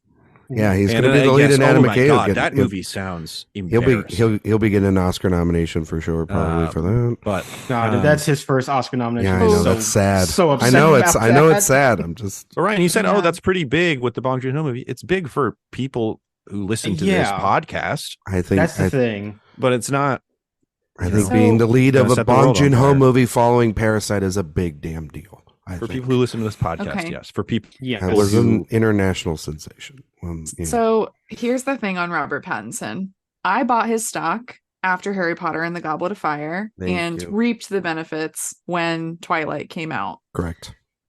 He hated Twilight. He Yes. hated the being a star. He did not like that attention. And that didn't work for him. And that ended up, it was one of those things, I think, where he wants to be this weird guy who takes these projects that are, off the beaten path by these auteurs. Like, he wants to work with Eggers. He wants to work with Bong Joon-ho, which makes him, in my eyes, like one of my movie stars. Exactly. I think we're all on the same page. Yeah, I don't think that the next few years for him are going to look anything remotely like when he was a movie star, if you could say that, or close to when Twilight came out. And so for me, I was very back and forth. Like, do I buy and go all in, but I don't think people are going to, besides me and like this group, go to a film because he's the face of it.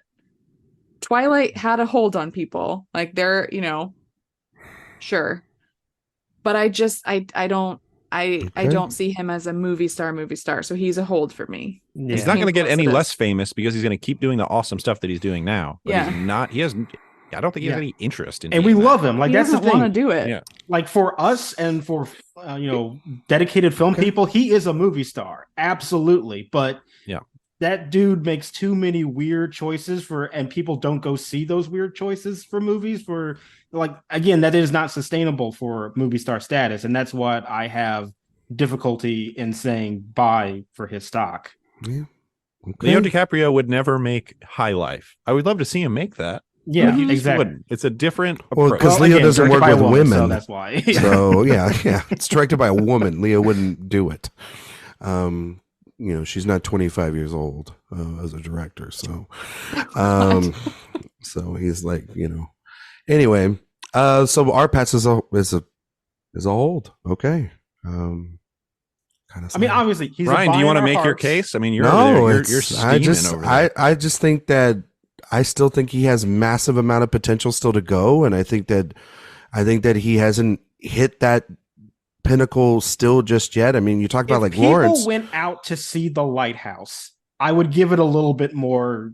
Nobody saw that movie. I think that him marrying himself between Batman movies and working with auteurs is exactly what you want to do to get people to then go and see those things. Yeah, but he picked like the one superhero that people identify from the and that was a 3-hour movie that was released in the middle of March and was the darkest one we've seen yet. And a lot of people praised his performance and but people still see Batman. They see and people that can't wait outfit. to see the next one because of it. But they're not saying it because he is necessarily playing Batman. They're just seeing another Batman movie. Oh, we'll see going forward, I guess, with that. I guess he's just a hold. Well, that's the point of hold. I mean, we'll see. When Mickey 17 makes $750 million, Ryan will be laughing in front of him. I mean, he's also... And I'll love it. I would love that. Yeah, well, I will too. Working with also like somebody like Christopher Nolan. I know Tenet was like divisive and everything, but that movie has held up really well. I mean, that is also another interesting case where like that could have been a bona fide movie star moment for him, but it came out during the pandemic. Nobody was seeing movies. It still made good. I will always say that made more money than it ever should have during the middle of a pandemic. It made more money than zero during a pandemic. I mean, yes. I mean, without a vaccine, people still went to go see it, and it's. I went double masked, took an Uber across state lines. Yeah, I mean, I saw it in theaters too because I was going to see it, but like, nobody was watching movies in theaters in 2020. So like, his movie star moment. But also, it also could be the Christopher Nolan factor. I mean, a 3-hour biopic made $950 million this year from him. So, all right, Saoirse Ronan. I'm going to sell. We'll just start here. I agree. And we're talking about movie star. Yeah. She's on a very tough streak right now. See how they run. Ammonite, Foe. Oh, Foe, I forget. Upcoming projects aren't very exciting. And I do think that coming off of things like Lady Bird and Little Women, she was like very, very highly valued. Multiple Oscar nominations. She needs a reunion with Greta Gerwig or something like that, I think, to put her back into the like consciousness. But right now, like, she is a Winslet without a Titanic for me. I just see her going into these kind of like British or Irish prestige films that get picked up by Sony Pictures Classics or the BBC. And I want more from her because I love her. I think she's an incredible actress and she elevates the material that she's in. She was the best part of Foe. But what's coming for her, I'm not too excited about. So I think I'm going to sell. Yeah, I kind of feel like I'm right there with you. Like, obviously, incredible actress. She's great and it's wonderful in almost everything that she does. But being a good actor is not the same as being a movie star. And I don't really feel like she's ever really been in that spot. You know, she's been very well respected and regarded, but in terms of like the masses are seeing something because she is in it. I've never really felt that from her, and I don't really see that happening in the future. There's nothing in her filmography that really even suggests that's what she wants as an actor. So yeah, I don't think this means anything about our feelings of her talent, but in terms of movie star status, yeah, I think Sell. She doesn't do franchises. She's got and one we're happy film about that. Yeah, and I'm happy about that. I love her. But I mean, we're not going to put Robin Pattinson on this. We're not putting for a buy. We're not going to put her. And also, she's got maybe one film of upcoming that I'm interested in, and that's the Steve McQueen film that she has. Mm-hmm. So I mean, we'll see. I mean, it's. But she, like you were saying, Sophia, she was on a run where she was making, like, what do you call it? She was everything she turned out. She was getting Oscar nominated left and right, and she was making cultural impacts. She hasn't kind of done that in a while. And yeah, like she's working with another guy that we're going to talk about, Paul Mescal. Like, that movie should, like, easily be like the test for both of them to be like, okay, it's a genre film, but it's drama. Like, that movie's going to do nothing, or has done nothing. No one's talking about that movie. It's one of, like, the worst films for some people of the year. And she's not making good choices. Really so as a movie star, yeah, it's a real shame. I mean, she was supposed to have, like, a cameo in Barbie, but, like, it's a cameo. It's not like it was an actual part. So yeah, it's sadly sell her at this point. I'm going to go hold on this one. I understand consensus sell, but I do think there's still a chance. I mean, her stock has never been lower than it is right now. So, yeah, that's true. If anything, you say, is there still a chance that Saoirse Ronan ends up being Kate Winslet, where a movie just gets made because of her, she's on the poster, and enough people see it to get the next movie made? I definitely think that's still on the cards. Yeah. Yeah. Okay. So we're selling Saoirse. Daniel Kaluuya. Buy. A very, very, very strong buy for Daniel Kaluuya. Like, I feel like this dude, the minute he walks on screen, like, people recognize that energy. They are excited by it. I feel like he is somebody that even normal audience members, like, they know Daniel Kaluuya and they know he's going to bring it. I really feel like, and that's the important element. And when he kind of broke through with Get Out, I think you could really sense it from people watching that movie that this was an actor that they really had a strong connection with. And I really feel confident in him going forward. Yeah, I think Kaluuya's got the goods, and has had it for a long time. I mean, I think the next step after, like, an Oscar for something like him would, he could work with anybody at this point. He's going to deliver great performances.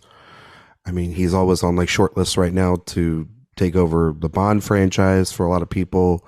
He can do whatever he wants. And he supports he supports movies. He's not a lead in everything all the time. But I also think him being so closely tied with Jordan Peele is also another important element, because Jordan Peele, one of the few, like, star directors that we have, and maybe an even more dying breed than movie stars. And I think that connection to the two of them in the public is really, really strong as well.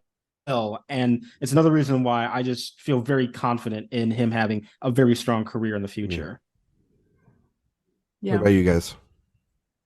I think too, like, if we're thinking of, like, a theoretical price of the stock, his is pretty good right now because he's not overexposed. He's, I think, appropriately valued in a way where, like, he has such an interesting career coming off of his Oscar nomination too. Making Jordan Peele, making a follow-up with Nope, getting an Oscar win for Judas and the Black Messiah, having, great voice work in Across the Spider-Verse. Like, I find him to be, like, the definition of, like, a promising actor. He's so much more, and even in 2017, he was the more interesting young one nominated for Best Actor to me over Chalamet. So I'm going to also say bye. I'm going to be a strong hold on this one just because I see in his future one of the great character actors of all time rather than straight up movie star. But that is not a diss in any way. I love him. but that's just kind of where I see. But I'm totally good with putting him down as a buy. Yeah, I think if he takes, like, if he does become something, like get a property, like let's say he gets Bond or something like that, I think he would take it to another level. That kind of property like that, and that's like the kind of because he does have that charm as kind of bubbling as he is. He also has that charisma. He's that funny. he can bring. He's funny, but he also he can just make your bones chill like in Widows. I mean, he's incredible. Yeah, he's just I just feel like he's an actor that, sort of with all of these names, I kind of do a thought experiment of like, if I walked up to a random person on the street and I said like, hey, there's a movie coming out starring this person, would they know who that person is and be interested in seeing it because they were the ones that are in it? And I think Kaluuya, in my mind, kind of fulfills that. I think so. Yeah. Okay, so we're buying Daniel Kaluuya. Lakeith Stanfield, his co-star in Judas and the Black Messiah. Like I'll sell that. Well, we all love Haunted Mansion. Yeah, I mean, the shortest film of the year. It wasn't long or didn't drag on at all. Didn't feel like we were there for an eternity. I'm gonna sell. I don't think he's a movie star. I think he makes interesting choices, but I think he's another one who clearly does not want to be a movie star. No, and that's the other thing. He's just like, but he was in the Haunted Mansion. Yeah, but that movie didn't make any money. Movie didn't make any money, and he's like part of like an ensemble. It's just so weird that I can't believe a haunted house movie released in the middle of July didn't make money. This one is so disappointing to me because Atlanta, I think, might be the best TV show of the last 10 years for me. I think he is the straw that stirs the drink of that show, and I was so excited to see what he could do in movies, and especially after Judas and the Black Messiah, I was very much like, okay, let's keep kind of going down this path. To me, the best performance in Judas and the Black Messiah, personally. I mean, he's awesome in it, and the Haunted Mansion thing is just like a bizarre. What a decision to make. I just don't. I don't know. I don't know. I mean, I'm selling as well, as much as I hate to, because I do think he's such a talent, but I don't really see it for him, unfortunately. Yeah, I'm in the same boat. We'll just sell. Anna de Armas. I think this one this is on the board. This is a real interesting one. Yeah, very interesting. I am gonna hold. Look, her stock is probably pretty low after old Marilyn Blonde. I mean, it might be high because she got an Oscar nomination. Yeah, she did get an Oscar nomination for it. She's got Ghosted and The Gray Man. Yeah. When was the last time she was in an actually good movie? I mean, No Time to Die. Blade Runner 2049. Well, that was before. Oh, No Time to Die. Knives Out. And she was incredible in No Time to Die. She is amazing in No Time to Die. I wish the biggest problem with that movie is that she's better than the rest of the movie. The movie's really good. But yeah, she's on like a run of like Deepwater, The Gray Man, Blonde, even though she got the Oscar nomination, Ghosted. She has The Ballerina, which is the John Wick thing that is totally just not going to make it. What are we doing? That's not going to do a damn thing. The problem for her now is that, yes, you got those string of really bad movies. However, they're also so anonymous because they were just dumped on streaming. Yeah. So it's like, that is not really great evidence for movie stardom, but like so many movies get these streaming premieres and then they just disappear. I don't know how much I really want to blame her for that. No. And so that's why I do think that hold feels appropriate, because I do think she has the goods to become a movie star. She just needs the chances to do it, and right now they haven't been presented to her. And I think that's the issue that I'm facing with her at the moment. I think if you buy her, you are buying on potential going forward. And I think that making a John Wick spinoff and working with Ron Howard in her next film is not particularly great. So I think I'm going to. What is the Ron Howard movie about? It's called Eden. Is that? A group of Sydney people fueled by her profound desire for change. Yeah, it sounds so. Oh, they go to live on the Galapagos. Yeah. It sounds boring. You know what? I'm gonna sell. Are you kidding me, Ryan? With Ron Howard behind the lens, how can a movie be boring? Oh well, Jay, I don't think you've seen Ron Howard movies in the last 20 years. But man makes boring movies. Yeah, I'm gonna sell her. I think I'm just gonna sell her. I'm not confident that she's gonna make great decisions because she hasn't made them for the last 3 years. Because she still made those decisions to be in those movies. The thing is, blonde is a no, like you don't It's even a say, no-win let me call situation, you back. yeah. You say accept on the phone, and that is that. And Because it just Andrew didn't work. Dominik? It just didn't work out. Yeah, because it's Andrew Dominik, Marilyn Monroe movie, big budget it worked, Netflix. but Andrew Dominik. It worked to movie, her yes. favor, but I mean, It worked and it didn't work. Like it, Yeah. yeah. There were a lot of people that don't like that movie, but yeah, she still got an Oscar nomination. It still raised her profile exceptionally. well, that's also Yeah. just a problem of the biopic in general. Sort of She- thing. well, For- that different conversation though. yeah, Yeah. I know. For me, she's a hold because I feel like there is enough there from her work previously where there's like Yeah. there are interesting nuggets. And again, she's at such a low point potentially now where I could see her, becoming like someone who's like attached to the Bond franchise or some sort of action property where I think that isn't The Gray Man or Ghosted, where we could maybe see more from her. Because she Yeah. does have it. We've Yeah. seen I it. think she has it. I agree. I'm a It's hold. just it's I'm a all hold. before 2021. Yeah. She's very pretty. So we're holding. Hold. I think Okay. so. Let's Yeah. hold. All right. Miles Teller, Rooster. Rooster. Mm. I'm gonna sell. This is an easy sell. Yeah, like I don't think the Maverick thing had anything to do with him. I don't think it's gonna do anything for him, and he's not somebody from that cast that I would put stock into going forward. And he's not outside of Maverick over like the last 5 years shown me any reason why to buy into that stock. So I'm gonna Yeah, no. sell that. I don't even really feel like he's going to be leading movies, even on a small scale anymore. He seems destined for character actor work, which, like, I think he's a decent actor, but I do not believe he has an ounce of movie star charisma. If this to was him. like 10 years ago when he had Whiplash and like Spectacular Nile and stuff like that, we would have been like, yeah, we'll buy the future of that stock. Probably would have lost a lot of money off of it.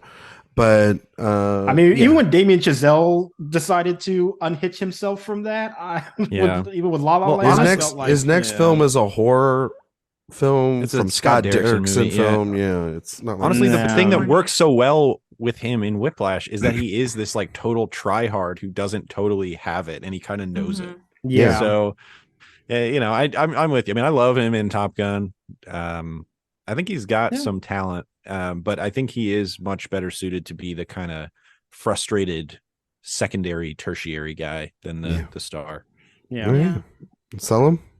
Mm-hmm. Selling All right. him. Glenn Powell. Just the most handsome man in the world. I mean, Truly. He's got it. he's Oh my God. got all. Like I'm like literally every time he shows up, it's like just got the vapors.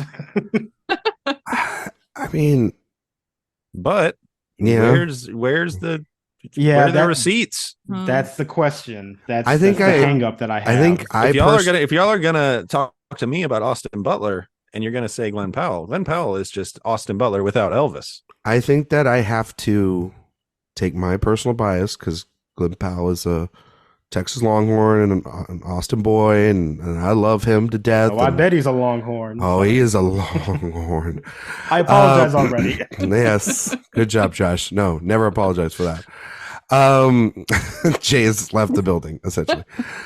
I think that I have to hold because at the time of recording, we haven't seen this. What's this romantic comedy coming out again? It's called God. Anyone but you. Anyone But You.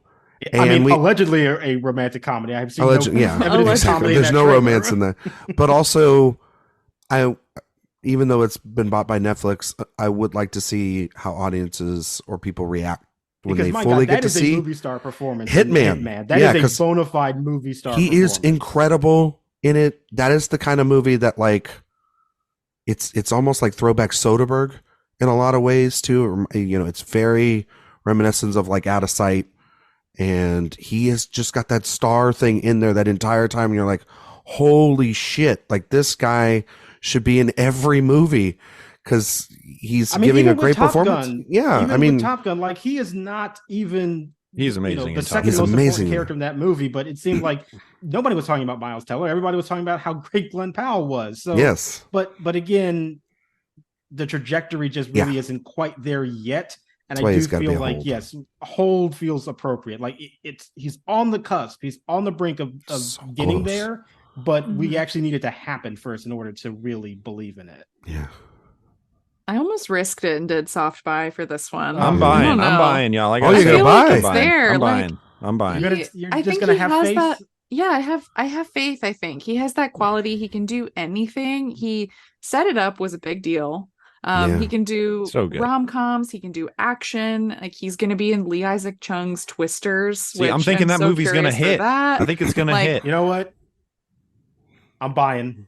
Yeah, let's go. I mean, I wanted to buy, and I was just trying to take my bias out. But yeah, I'm gonna buy. You mentioned the Glenn Powell Express. Yep, that's the deciding factor. And he's at a point right now where I think he's like on the precipice of something, and there's enough interest in him where I have faith. Okay, all right, you've convinced me. Yep. You know what's sad to me is that Zoe Deutsch isn't on this list. I love her. What happened to her? He's gonna be in a new film with Zoe Deutsch called Most Dangerous Game. Yeah, I saw The Most Dangerous Game. Mm-hmm. I mean, she's great. I like to buy that movie. Love her. See them again. Glenn Powell has really separated himself from her as far as stardom is concerned, unfortunately. Emma Stone. I don't know what there is to do with her. She's maybe the biggest movie star on the planet. She's already there. She's already there. She's there. Yeah, easily. And then I think hold because she's that big. I mean, I don't. I think that when everybody sees Poor Things, they're going to lose their shit again over. And I think that I just wouldn't. Again, it's a lot like Jennifer Lawrence. She took a little bit of a break. She's coming back. She's going to be in a bunch of things. She's got The Curse. Nathan Fielder. She's got she's working with Yorgos a lot. I think she's great. And I think that Poor Things. I don't expect that movie to be like a monster hit, but I think it will make more money than people may assume. Yeah. And a lot of that is going to be because people want to see what Emma Stone is doing in this movie. Yeah. She can get people in seats easily. Yeah. Cruella 2? Please no. Although I liked Cruella though. I did like that movie. My quote to Ryan was, I think Cruella might be a sign that movies are dying. I also had a pretty good time. Okay.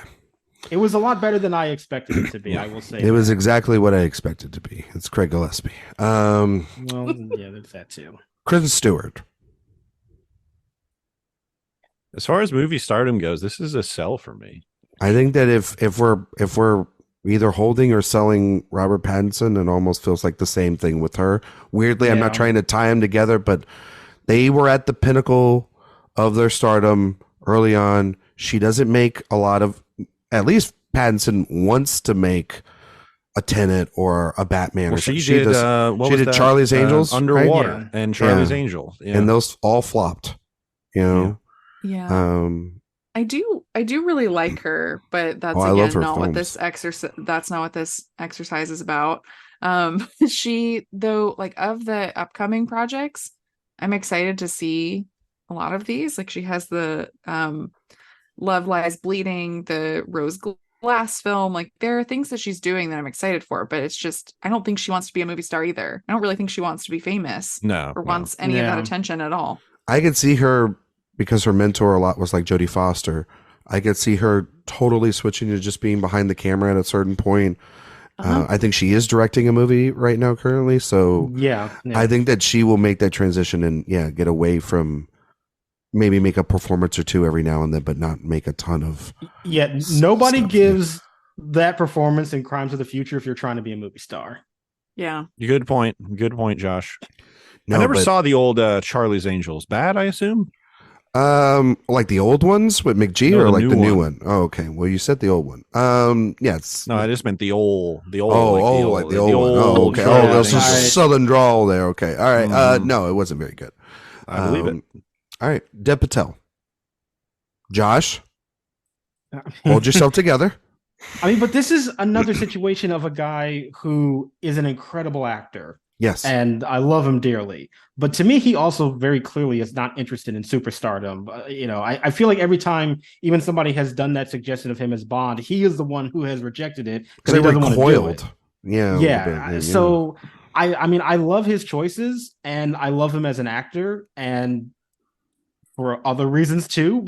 But I don't know if I'm willing to say that he is like movie star material at the moment. Like, I think he has the potential within himself and he has that screen presence, but I don't think he really wants it necessarily. And I think that you see that in the types of movies that he makes. So like weirdly, it almost feels like a sell to me just because I don't think that he really wants to be in that realm. And you kind of have to at least want it a little bit in order to be considered a movie star. Yeah. I don't think he does enough. I think I'm a sell. I think I hate saying the most mainstream stuff he does is a Wes Anderson short on Netflix. Yeah. Love even him, like but The Green Knight didn't make that much money. You know what I mean? No. So yeah, unfortunately gonna sell. Not an indictment of him or his acting. No, not at all. Like, almost a compliment in some ways. Yeah. But I was like, good for you. Exactly. Yeah. Dakota Johnson. It's a sell, I think. Yeah. Again, somebody else that I do like, but I don't really get movie star aura from her. I think she's also trying to pivot to more producing and doing other projects rather than just doing her own. And she definitely is a product of like being in a franchise and, you know, and coming from that. But like even that franchise was not as popular as one would think. And she really hasn't tried to kind of tip back into that. You know, she's done a lot of supporting roles too. More than like lead performances, and she's working with interesting directors. There's no doubt, but in terms of a movie star, I would probably say so. I'm gonna sell. Yeah.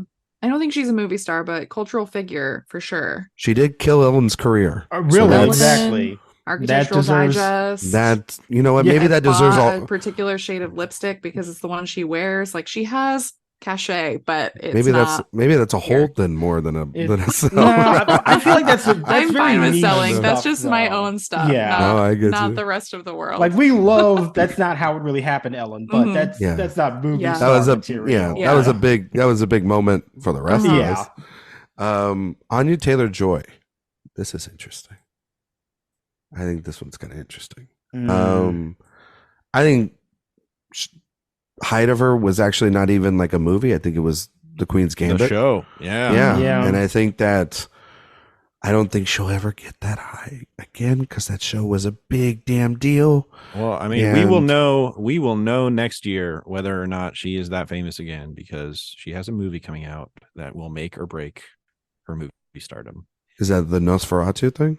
Furiosa. Oh, Furiosa, that's right. So I think the buy or sell depends on how you think that movie's going to do. I'm going to sell because that I don't. will be her make or break.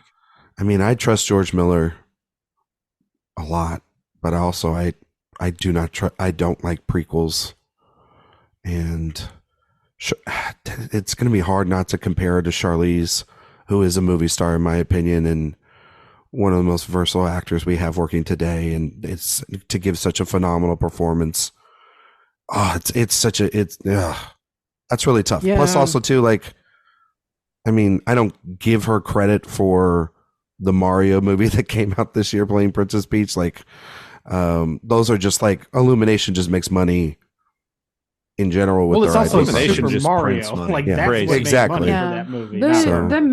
The menu did make pretty good money for. Did it? And it had good buzz. It was a buzzy movie. Yeah. But then like Last Night in Soho, it was Yeah. kind of, exactly. So That was a miss. Northwind, she's kind of whatever. And yeah, I'm maybe gonna she find her. is. I'm gonna hold. Well, I'm maybe gonna she is a hold hold. because of Furiosa. Mhm. Man, though. But honestly, even Furiosa, like if that's a big hit, is that because of her or people just recognize the world of Mad Max? I mean, coming off of Fury Road, which wasn't the biggest hit either.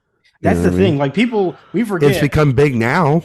Mhm. You know, 6 Oscars later, we forget You that are right movie about actually that. was not that big of a financial It's a little success. bit like What did it make, a couple $100 million or something.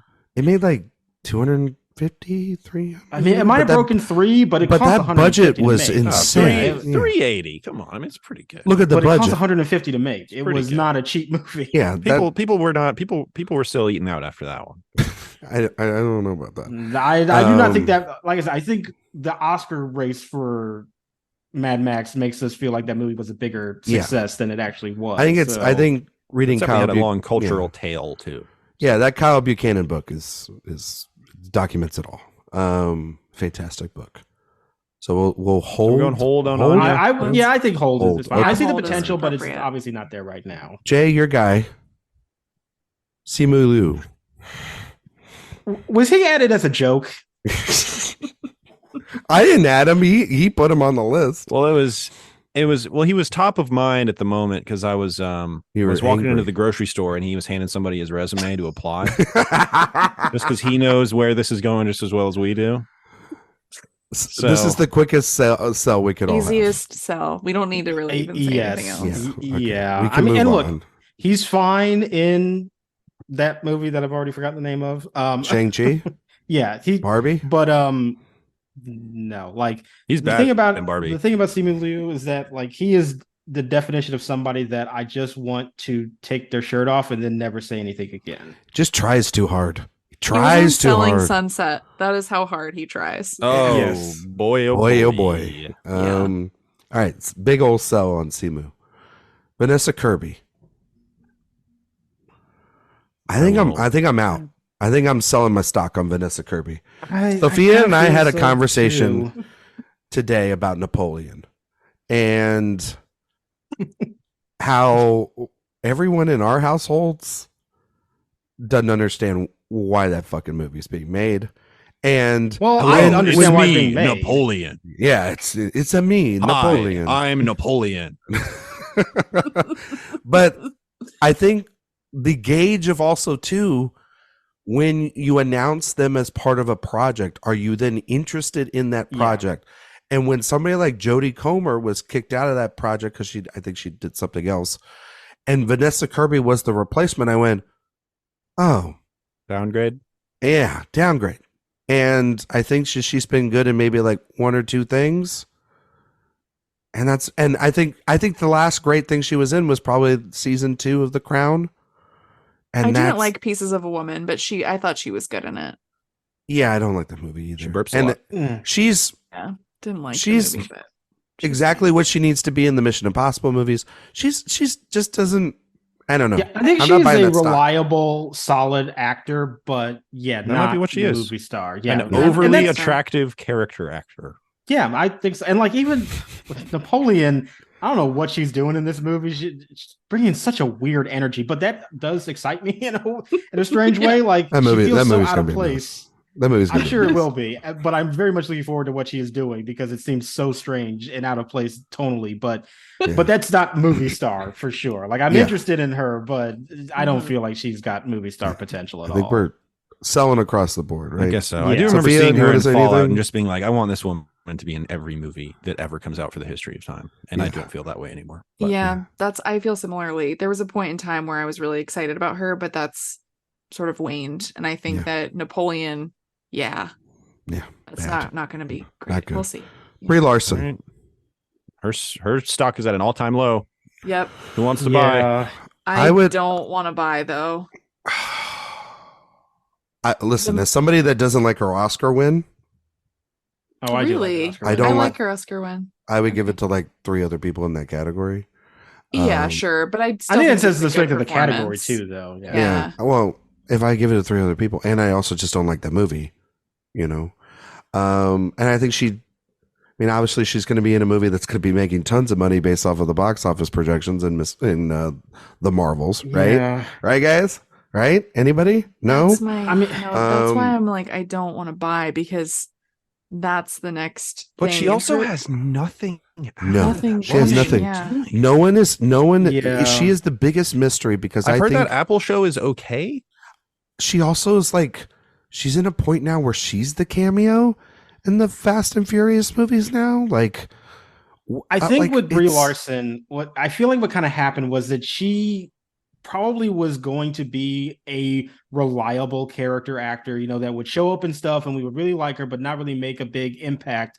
And then she got very, very lucky with Room. That movie just really hit the right time and with the right audiences, and it raised her profile up to a level that probably she wasn't really prepared to have or capable to have. And I say that as somebody that likes her. I really do like Brie Larson, do too, and I think she was fairly untreated online. That's so weird because Captain she's been trying to be famous since she was like 12. Yeah, that's all she's done. She tried to be famous, but you might not have the goods to be famous, though. Like I think she was probably just destined to be a reliable kind of background person, but Room elevated her status to a level that I don't think that she really probably should have been at. And as much as I do love her Oscar win, I don't think that anything she has done since then has really shown to me that she has the capability to be a movie star. Like, because even Captain Marvel, that's the MCU, and once that's done, I have no confidence that she's really going to command a movie, because she certainly isn't doing it now. I feel like she's stuck. She's stuck. She was active on YouTube. Like that's low. We don't want that. That's why you gotta just I see so much potential in her, and I think that especially she could after Marvel ends. Like that's what I'm I think that's why I'm at a hold. Closes. I think I'm at a hold. And also too, at an all-time low. Yeah, I see a picture of her and I'm like, oh yeah, clearly that's a movie star. Obviously, what are you talking about? And we'll see. I don't know. I think her choices have annoyed me. Yeah, the choices are baffling, and I think if she makes a course correction or takes a step back, I mean, obviously, I don't like she has gone through the worst probably in the MCU, outside of like maybe Scarlett Johansson in terms of the fanboys and and her just any comment she says, it's taken completely out of context, and I feel for her, but then it's hard to defend then the choices that she makes outside of those. Yeah, like looking at everything she has done outside of the MCU, it is rough. Oof. So, but I hope that maybe she should find a, independent director or do something small again. She has the cachet to do that. She doesn't need to be in Fast X. She can be in whatever she wants. But she probably made 700 times more money for being in Fast X than in True 12. True. But then also she doesn't add anything of value to a movie like that. So, I'm fine with holding her, but it's mostly just out of like hold or sell. I say hold. It's mostly just out of respect to her. Hold. Yeah, soft hold. Jessie Buckley, movie star or character actor? I love Jessie Buckley, but she is not a movie star. No, absolutely not. She hasn't made any. She is what she is. Hold, is that what she is? I think you sell her as a movie star. Just a straight up sell. I would say so. I would say so. I think she's a great actor. Oh, amazing. I love Jessie Buckley so much, but she is somebody who also feels like does not want that status. She likes being a character actor because she wants to take on more challenging roles, and that's something that's harder to do when you're a movie star, and I don't think she's interested in that. Her filmography doesn't bear that out to me, and movie star, no. Incredible actress? Yes. Movie star, no. An incredible UK actress, but over here, isn't she across Irish? The world? Or right? No, sorry. People will yell at you if you say that. Sorry. She's mostly known over there. She's not known over here. Nobody knows who she is. No one here's watching Wild Rose or Women Talking. No one saw Women Talking. Clearly, we saw the box office receipts. She's got what? Well, I really want this Hamnet to come out. Oh yeah, with Chloe Zhao. Hamnet with Paul Mescal. But is that going to be? That's not going to be anything. For me. Yeah, it's not going to make money from everyone else. Exactly. Not a men. No. Yeah, no. Oh God! Unfortunately, well, there you go. She made that choice too. I actually did kind of like that movie, but it wasn't like I liked it mostly for her. You know what I said after I saw Men? I'm thinking of ending things. Oh, for God's sakes! All right. Anyway, we're moving on. All right. Did we sell? Right, we sold her. Okay. Barry Keoghan. Another one, movie star in my heart, but kind of Buckley territory, right? Not being a movie star in at all. Yeah, I don't think so. Man. I don't. He. Here we go. What? Say it, Sophia. I love him. I mean, I'm excited for everyone to see him in Saltburn because it is wild. It's a next level performance for him. It's next level for him. But I don't see movie star. I see a great actor and someone who, I don't know. Yeah, I don't see movie star. I would hold though, because I think there's a lot of potential there. Yeah. But it's and I it's feel one like of those he's not things a to me super right now. expensive stock, quote unquote. Yeah. No, I think it's. Yeah. I think he's a good hold. Well, I think hold him. it depends on how also too reaction for Saltburn, and then is he goes. our new Joker too? I I mean, like that's the thing, Oh, right? He's yeah, new Joker yeah. too, and in the Art Pats universe. But I think if we're holding Art Pats, I think we can hold him. I think that's to me, fair. it's one of those things where if Barry Keoghan becomes a movie star, it'll be completely by accident. Yeah, it'll be almost like a no, for sure. I think Excuse me, what is going on with this airplane miniseries? Yeah, he's in the Austin Butler Airplane miniseries, right? Yeah. Good grief, this is a handsome bunch here. Okay. Excited to watch note that. of that. Yeah. I think we're Austin gonna Butler, Barry Keoghan, Callum Turner. But I think we're gonna hold on him. I think that's a good hold. Yeah. Rachel Zegler. I'm gonna sell. I'm not a big. I think the internet throwing has your people decided under that the she bus, is not a Ryan. movie star. Listen. She's my people, but I hate the whole like after school drama, school musical kid vibe. energy. Yeah, Theater kid energy. She is Sure. big theater kid energy. And Yes. I also don't like, weirdly enough, I don't like when people respond all the time to social media interactions. She does And love she's Taylor Swift. very online. living Isn't she like online. 22? Yeah, but She's young. Yeah. I think I can reevaluate this after this Hunger Games movie come out too, because she's got West Side Story and that's it. And she's also I'm just going to tell you this White. right now. That Hunger Games Shazam. movie is going to crash and burn at the box office. Isn't That it is like 3 That is hours? the It's like Jay 3 Ledbetter hours long. Yeah. guarantee. Yeah. We're going to roll that back later. Jay, She was in that dreadful Shazam. Oh, Fury that's of right. She God was in or that too. whatever. She's going to It's be kind in of like Flop City. her and Snow Gal White is Gadot. interesting. Yeah. Well, Snow White looks great. Yeah, that movie's gonna suck. They delayed it again to 2025 That's that movie keeps getting delayed and delayed and delayed, so that can't be good. What a travesty. I think Cell's the right move, right? Yeah, I think No. she'll be like a presence in movies, obviously going forward. But Maybe in terms of, reevaluate it in like 10 She years. is so good in West Side Story, but that's a theater movie. So Mhm. There you go. that made no money. They made True. no money. Paul Mescal. bye. Oof. Boom. Gladiator. Bye. Yeah, this feels Yeah, good. bye. Boom. This Bye. is. boom. Boom. He is I another think- it boy. I think that Paul is at the top of my list. I think that with Gladiator, and then you see him in something like All of Us Strangers, and then After Sun and everything. I think that this is And Gladiator is actually a really important thing because that is him choosing to work on a project that is very high profile. And like it shows that he obviously really loves the smaller scale stuff, but he's also interested in a larger profile too. And Transform that's really himself. important for a movie star. Yeah. He's Timothée Chalamet for adults. Like Ooh, Sophia knocked it out of the park. There you go. Love Yeah. that. He's also a very nice guy. he's so sensitive, but he can play someone who believably has a child, like After Sun, like that. Yeah. He can do a lot. Yeah. He's very versatile in a lot of ways. Oh, so you have seen All of Us Strangers. Yes. Yes. So we're gonna buy that stock, Paul. Yes. Mia Goth. I think I'm gonna hold. She's too small. She will be an icon in a certain sphere. She is an In that 8/24 little mini darling. horror. she can be Yeah. our Shelley Duvall. Like I feel like that's what I see for her. That's fair. Ideally. I want PTA to put her in whatever his 3 women looks like. That sounds good. Yeah. I mean, I love Mia Goth.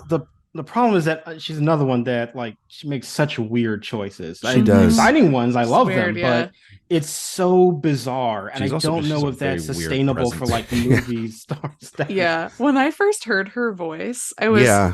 Yeah. shocked. Terrified. I was a little terrified. It's like, who's this Cockney child? Yeah. Where did this come from?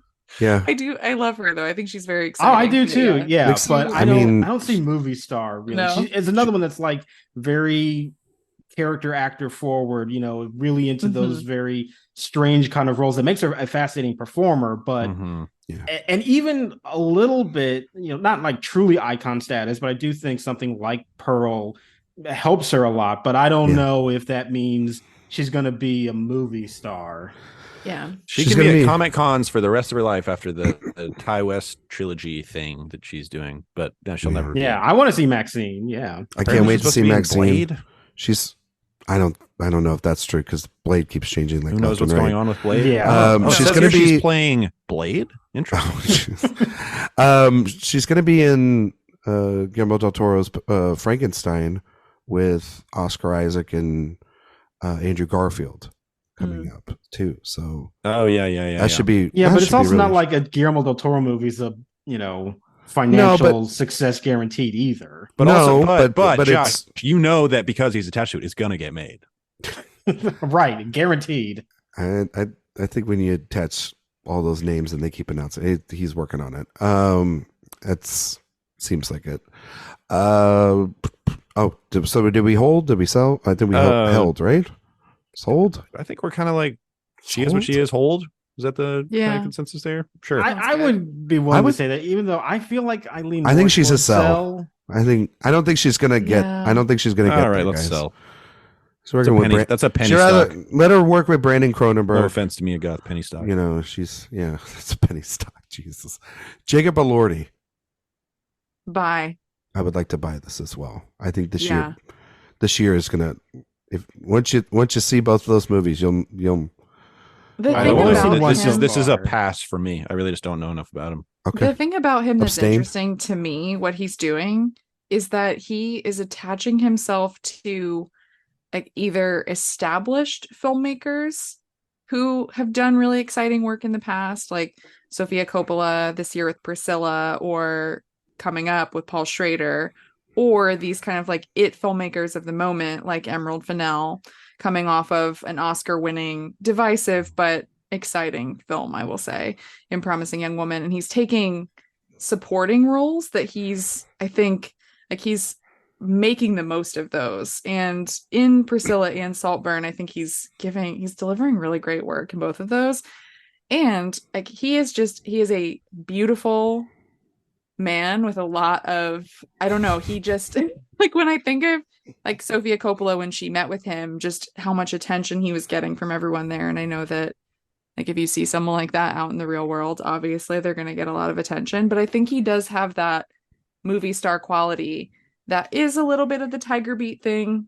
Yes, because he is very young. But again, I think he can be very versatile. I think it's a hot moment in his career right now. And I'm excited. He does seem like a guy who's very willing to be famous. Mm-hmm. Yes, that is. And but I feel like this year in particular feels like the inflection point, because I think before this year, this would be a very hard sell. Like absolutely not based on Kissing what Booth, been doing. Euphoria. Yeah, totally. Oh, he was the piano guy in Deep Water. Deep Water. Like before this year, I would have said absolutely not. But I do think this 1-2 punch of Priscilla and Saltburn really shows you that he's willing to take on more interesting things and do so in a way that is so magnetic with that screen presence that he has. Mm-hmm. I still feel like that first bit of his career, though, is kind of weighing me down a little bit, and I'm afraid that he might slip back into that. But I definitely see the potential. I really do. So I will be a soft buy, even though everything before 2023 makes me very nervous. Yeah. I like to buy, and I know Paul Schrader likes to work with movie stars, and he's pretty big about working with great leading men. He has so throughout his entire career. And if he's working with them, I think that weirdly enough, that says a lot. And isn't that the same film he's working with Richard Gere? Yeah, I was going to say Jacob Elordi and Richard Gere in the same movie might send me to an early grave. But it kind of gives that, sure. They give that kind of same energy, I think. Weirdly enough, him and Gere. Only he's much taller and way more, He's very out of a tall. box. Yeah, he's very I never got around to the kissing, but how did that trilogy end? Oh, Can't tell you. I'll tell you about it later. I don't want to spoil it on here. Are you not covering that on Director Watch? No? Damn it, Sophia. We're not. Are those all directed by the same person? I don't know. I just probably came up with that. Let's see. Third one's directed by someone named Vince Marcello. Don't get him down a rabbit hole. We're already gone long enough. We're gonna buy a lorry. Don't just keep it to yourself. He directed all of them. That dude is swimming in money. There you go. Vince, because Netflix is famous for swimming Marcello money. Yeah. Well, they give it to you up front. Yeah. You just don't get any more checks. Tessa Thompson. We're moving on. So, no, thank you. Wow. Pretty rude. That was disrespectful, Jay. Sorry. We're running long. No. God, I do love Tessa Thompson so much, though, but I think she's another one where she doesn't want to be a movie star anymore. I think she's got, I think 10 years ago, probably. But she'll show up in Thor, Love and Thunder. But she has wanted to be a movie star. Men in Black. She was in the Lady and the Tramp movie. She was in another Thor movie. She was in Creed. She's doing more big stuff than small stuff. Yeah. And the small stuff is great, but like passing and stuff like that. Yeah. I think we'll have to sell it though. Sell it for right now. Yeah. Zac Efron. This is I saw the smile that Sophia just gave. I think that the stock price right now is really low. Mm-hmm. And I'm curious what happens with the Iron Claw. Yeah. But I mean, I'm curious too, but I'm confident it's not going to make any money. Yeah. No. Efron was totally. I think it's come and gone. I think Efron was totally in the Chalamet position, and for a while, but not even because he was Disney. Yeah, they try. No, I know, but they just try, Disney, Disney Channel. No, but you're talking about like he's in like the Tiger Beat mode. He was definitely in that for a long time, and people wanted to make him a thing, and it just never happened. And now he's just like doing stuff on Bear Grylls and Instagram. Paperboy, but that was like the Linklater film, beer run ever. The Linklater movie. Who could forget? Yeah. Oh, I could never forget that beer run. I think he has another Peter Farrelly movie coming too. Yeah. So I mean, I think there was a moment for him, but it's gone. I mean, Iron Claw could be a really good performance. Maybe that then gets him to do some. Oh yeah, I want to see it. He might be very good in it, but but I buy him as a performer in the future. I sell him as a movie star. I actually like him a lot. I think he's a good. He seems like a good personality. The Beach Bum. Yeah. Ooh baby. And those Jenkos. That's good stuff. I hated that movie though. But so we'll just do a sell on him. All right, we'll sell. I'm sorry. Plemons, Jesse Plemons. Sell. No way he's a movie. This is a character actor through and through. I know. I just love talking about Jesse Plemons. He makes. I do too. But so many wonderful decisions. It's. I think. I mean, I think this is a.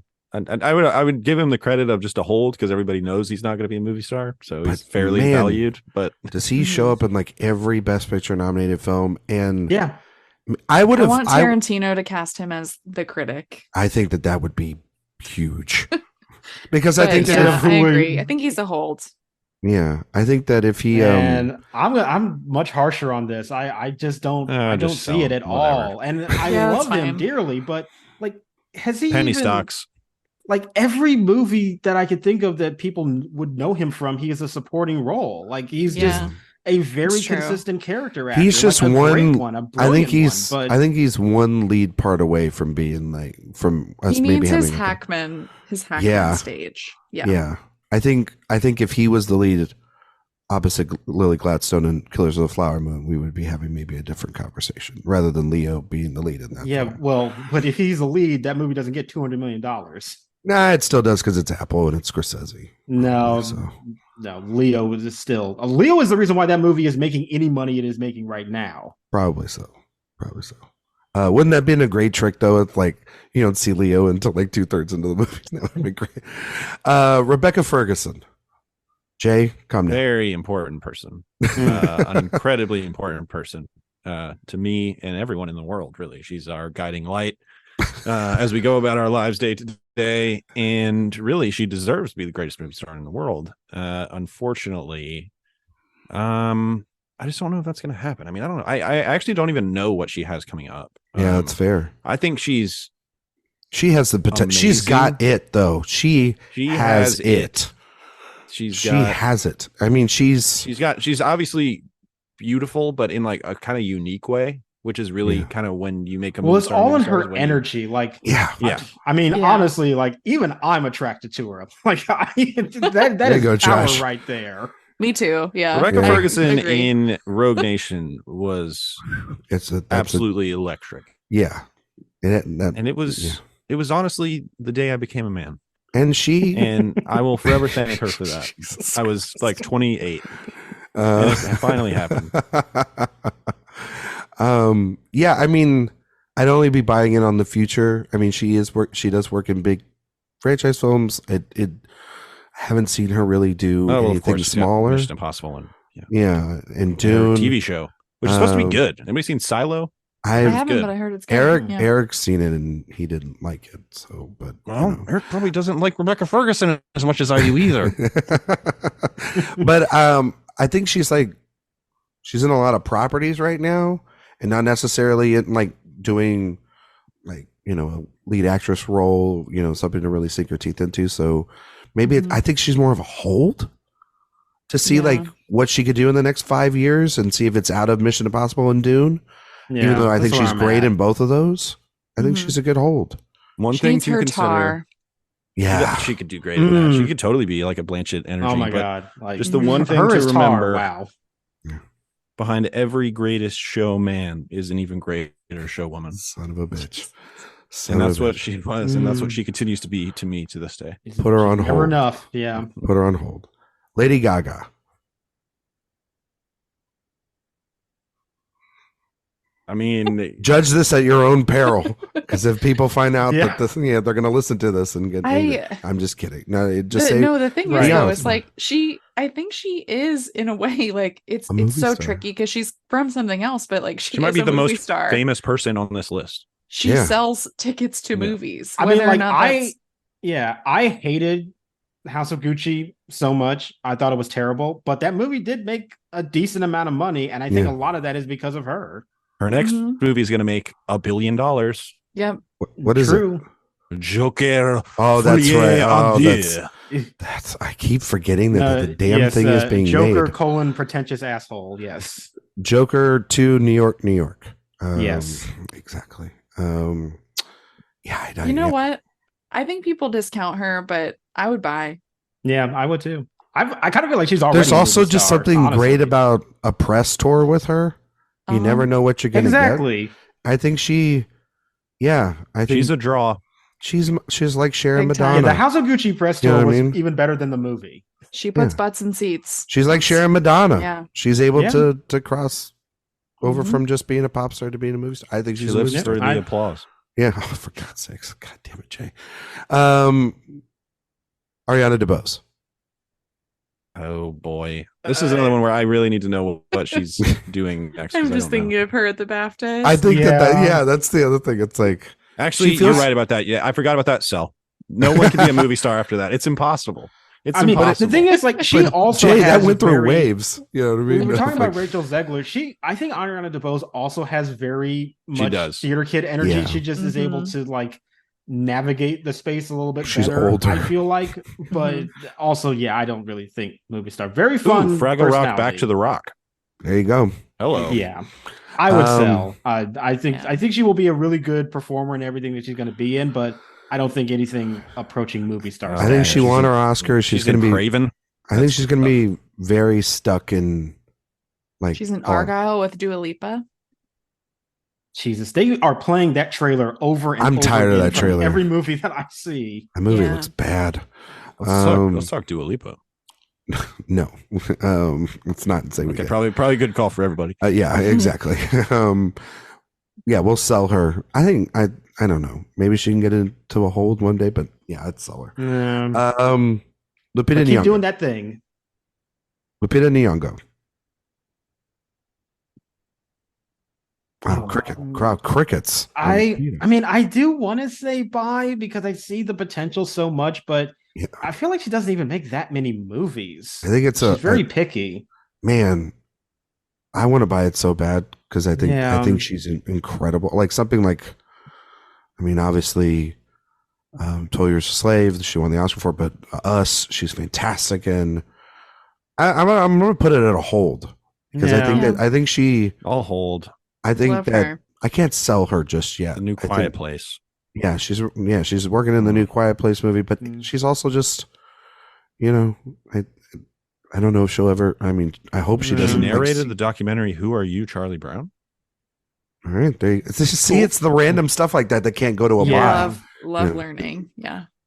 But also beautiful. God, she's such a beautiful woman. She is. She's still really young too. God, look at her last 8 years. It is. She got stuck in CGI world. Brutal. Yeah, it's like she won an Oscar, and then the industry didn't know what to do with her for some weird reason. And then Jordan Peele worked with. I feel like she could work again with Peele too, and other directors. I hope that's the case. I think that she's a good. Yeah, I'm gonna do it. Yeah, a hold. She should be way more famous than she is. So last three here: Keke Palmer. I'm gonna say hold. Yeah, I see the potential, but I don't think it's there quite yet. She does have. I think she does have it. Like she has something. There's something to her that is so great in an interview, funny and magnetic. It's an energy that does pull you into whatever she's doing, and she has that ability to go viral and get a lot of that attention. But yeah, just need to see more. Got to see more. I'm gonna give her a soft buy because she's got a lot of stuff coming. She does. One of it is a David O. Russell movie, but we won't hold that. That's gonna make $850 million. How much did Amsterdam make? 700? Like negative money. Even Taylor Swift couldn't help that. She got run over by a car. I love that GIF. Yeah, best performance of hers. Oh, are we team GIF or team GIF? This is an interesting conversation to have. Is it GIF? Yeah. Okay. Next time I need peanut butter, I'll make sure not to ask Sophia because she pronounces GIF wrong. I'm not well, the peanut butter is GIF. Just kidding. Oh, Jesus. All right. I'll hold on Keke Palmer. Stephen Yeun. GIF is actually the quote unquote correct way to say it. Yes. But I will continue to say it the wrong way. Yes. Happily. Stephen Yeun. He's not a movie star. He's a character actor, and he'll be awesome for the rest of his career. Yeah. That's what I think about him. Yeah. I don't see movie star as like the traditional movie star. I feel like on the indie landscape, he's definitely that. He's already a bunch of indie movies, but I don't think he's going to be a big movie star as much as I do love him. He'll lead something every now. Beef. Yeah, he'll lead he'll lead Minari or he'll lead something small, but then he'll be a supporting player like in Nope and Knock It Out of the Park. Yeah, he's going to be in Mickey 17 with Pattinson. So great actor, but not quite like the movie star status. Yeah, probably sell, I guess, as a movie star. Yeah, because I don't really feel like that trajectory is really going to happen. Like, unless it does by accident, sort of like with Barry Keoghan, but I don't think it's really going to be an intentional path for him. He's just as happy to be in an episode of the Tim Robbins I Think You Should Leave than he is in a Marvel movie. Mm-hmm. So. Last one, Jeremy Allen White. This was a Sophia request. Yes, it was. Yeah, I mean, it's hard. I wanted to put him on here because he's just like, he hasn't really done much in terms of film, but he's just so big in TV and he's going to have the Iron Claw. So I thought of him as like a future prospect for this because we just don't know enough. And he is, I would say, very hot right now in terms of potential value here. Potential value. Yes. Mm-hmm. But all that to say, I would still not buy. I think I would hold because I don't know. I don't know if he has it for film. I think he has it for TV. I think he's a TV star. He's got a little bit of some street level energy to him. Yeah. Yeah, I mean, I've been a fan of his for a while because I did actually I watched Shameless in even the early seasons. So I've been aware of him for a while, and I mean, a very muscular man standing 5'7" is also very, very appealing to me personally. Mm-hmm. But I don't really know about the movie star thing, and also having just watched Fingernails, where he's like pretty boring in that movie. I mean, intentionally so, but did not really find him to be that charismatic in that film. So I'm not quite convinced that he's really gonna make it. I can see the potential though, so I'm willing to say hold. I think he's a 1977 movie star in the year 2023, which means that you're not a movie star. Yeah. So.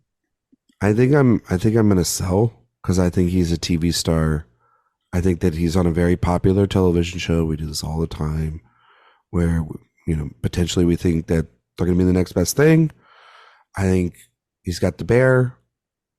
I don't see him like John Hamm should have been. Yes, right? I think he could very much be in like John Hamm. That is such a weird one. We should do a whole episode on the career of John Hamm. Yeah. I mean, like, I think also too, when we were talking about it earlier, like who wants to be a movie star? I don't know if he wants to be a movie star. I think he wants to work on interesting projects, but I'm not, when you see him in interviews and stuff, I don't think he screams movie star either. I think he's very, you can see photos of him running on the, running in Los Angeles right now. Yeah. Yeah. But, I wonder if like the popularity of that will die once the bear is not as popular anymore. He's also been around for, he's been around a while. Like, now. I didn't even, that show was on for ever.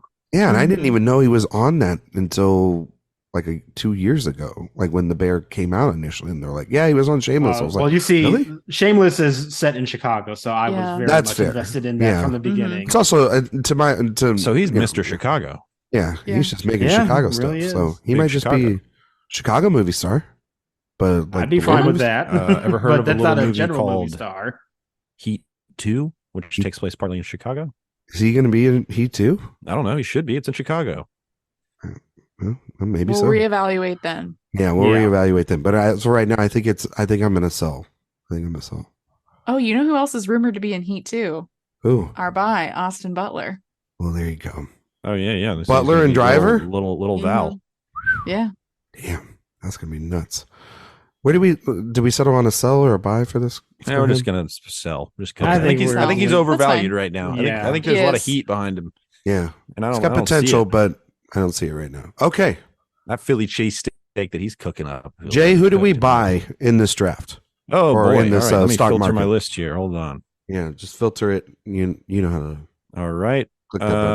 So our buys are Florence Pugh, Adam Driver, Jennifer Lawrence, Daniel Kaluuya, Glenn Powell, Emma Stone, Austin Butler, Paul Mescal, Jacob Elordi, and Lady Gaga. That's 10 people. That's a good 10 buys. 10 out of 40. I'm actually really. I was afraid it was going to be like 25 buys. Yeah. No, that's good. There's a lot of. There's like a lot of sells, and there's a lot of holds. Yeah, we don't even have to. But yeah, no, I feel good about that list. This was good. I do too. All right. Yeah. Okay. Well, those are everybody out there. Those are our future modern movie stars. You better watch their movies, otherwise we're going to have to redo this again, and it'll be with some person that probably is not even on the list of modern movie stars. We're set right here, set in stone. Yeah. Set in Emma Stone. Okay, Josh, can you tell everybody out there where they can find you and all your work? And before you go, can you tell everybody out there who is your favorite movie star? Doesn't have to be young movie star, just movie star in general, working right now in Hollywood. Well, I'll give up all my stuff first. You can find me on Twitter and Letterboxd at JR Parham, and you can find all my work over at Next Best Picture and at AwardsWatch. And in terms of like my favorite movie star working, that's another interesting question. You know what? I'm gonna say is I'm going to say Denzel. I am. And the reason I'm going to say him is not necessarily because I go to see all of his movies, but I feel like he is like, that is a guy that when he makes a movie, people are going to see it because it is him. Like they're on their third Equalizer movie, and that is solely because of Denzel Washington. And the fact that also he's able to do that for a predominantly Black audience too, like he gets people to go to see these types of movies that normally wouldn't be going to see them. And I think that is like true power right there. And even if I don't necessarily see all of them myself, I love that he is able to do that personally. And so he would be my favorite. All right. Jay, where can we find you and all your work? Favorite movie star, buddy? Favorite movie star, Jacob Tremblay. Flounder himself? Flounder. Yeah. No, I mean, I would say modern ones, it probably is Denzel. He's the best. My go-to for favorite movie star ever is Nicholson, just because I think he is like the perfect blend of pure star power and chops and taste and et cetera, et cetera. But as for me, you can find me on Letterboxd. Just search J Ledbetter, Twitter at Mr. J Ledbetter. Find my work over at AwardsWatch. Listen to the Director's Watch podcast on this very podcast feed. We are covering the films of a gentleman by the name of Paul Thomas Anderson right now, which might pique the interest of some people listening. So check that out. Tremblay heads, rise up. Sophia, same questions. It's so hard. I mean, I think that, Nicholson, he's retired, so it's difficult, but he's one of my favorites ever. I was going to joke and say Diane Keaton, because she's my favorite working actor still. She's made some poor choices recently, but she is having fun. But I don't know. I think I'll just go of the people we picked. I think that Emma Stone is the most exciting now. Okay. I will say. But again, okay, going all over the place. Favorite, though, to be true to myself, is Adam Driver, because he is a movie star, and it's so exciting that he is a movie star. So Adam Driver and Diane Keaton. And then I want to see that movie. That's the alternative. Keanu part. And I was just gonna say that. Oh my God, that would be wild. Right. I think she would be all for it, really. Book Club 3, yeah. But you can find me on Twitter at Sophia_Sim. You can find my podcast at Oscar Wilde Pod, where we release episodes every Friday. And you can find all of my work at AwardsWatch. I have some great reviews from the year, but also some interviews coming out, including one recently with Kaylee Spaney, the star of Priscilla. Yes, it was a great interview. Please go up on the site and read that, as well as also read her review of Priscilla that she had, as well as a good companion piece to it as well. Thank you. And congratulations again, Sophia, on the congratulations, Sophia. Thank you. As for me, you can find me on Twitter, Instagram, Letterboxd at Ryan McQuade 77. You can find all my work here at AwardsWatch. Jay's absolutely right. Director Watch. We just did Lynn Ramsey series, and now we are transitioning into the Paul Thomas Anderson series. It'll be the last 9 weeks of the year. Some of the people that you've heard on this podcast outside of Jay and myself, like Sophia and Josh, might be on that series, as well as some other guests that we hope you all enjoy. Please go ahead and give us a 5-star rating on iTunes and Spotify.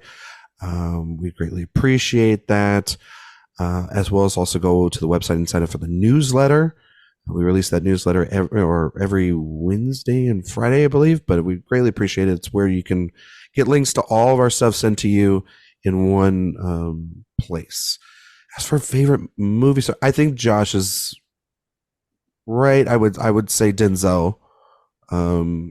Let's put some respect on Harrison Ford's name, please. I mean, Harrison Ford's still around, Yeah. though he's going to start doing Marvel movies soon, so probably not. Thunderbolt Ross, baby, let's go. I also say, I think that Leo's always doing interesting things, as well as Tom Hanks. But yeah, it'd probably be Denzel all time. Probably like De Niro or Nicholson. Those. I mean, De Niro's most of his entire filmography is absolutely fantastic, and maybe not like Dirty Grandpa or Fighting with My Grandpa or whatever the hell those movies are called. But hey, you got to put money on the table and help out Tribeca somehow, right? Is his Dirty Grandpa? Yeah, isn't it like that the one of his is? And then Bad Grandpa is the Johnny Knoxville one? Yeah, Yes. Dirty Grandpa. And then he says like Fighting with My Grandpa or something like that. What companion pieces those are, though? But also too, like I would consider somebody like Robert Redford as well too is someone that I absolutely love. Just wish he was handsome. Paul Newman. Jay. Yeah. So those would be totally my picks and everything. So next week we will be back. We will be talking about a movie called The Killer, which is directed by David Fincher. And we will also be giving out our top 5 David Fincher films. I believe Jay and Sophia will be joining me as well as maybe somebody else. But we're going to be talking Fincher next week. We love the Finch man. Talking about his movies, that wild, wild man. So thank you all so much for listening, and we will see you all next time.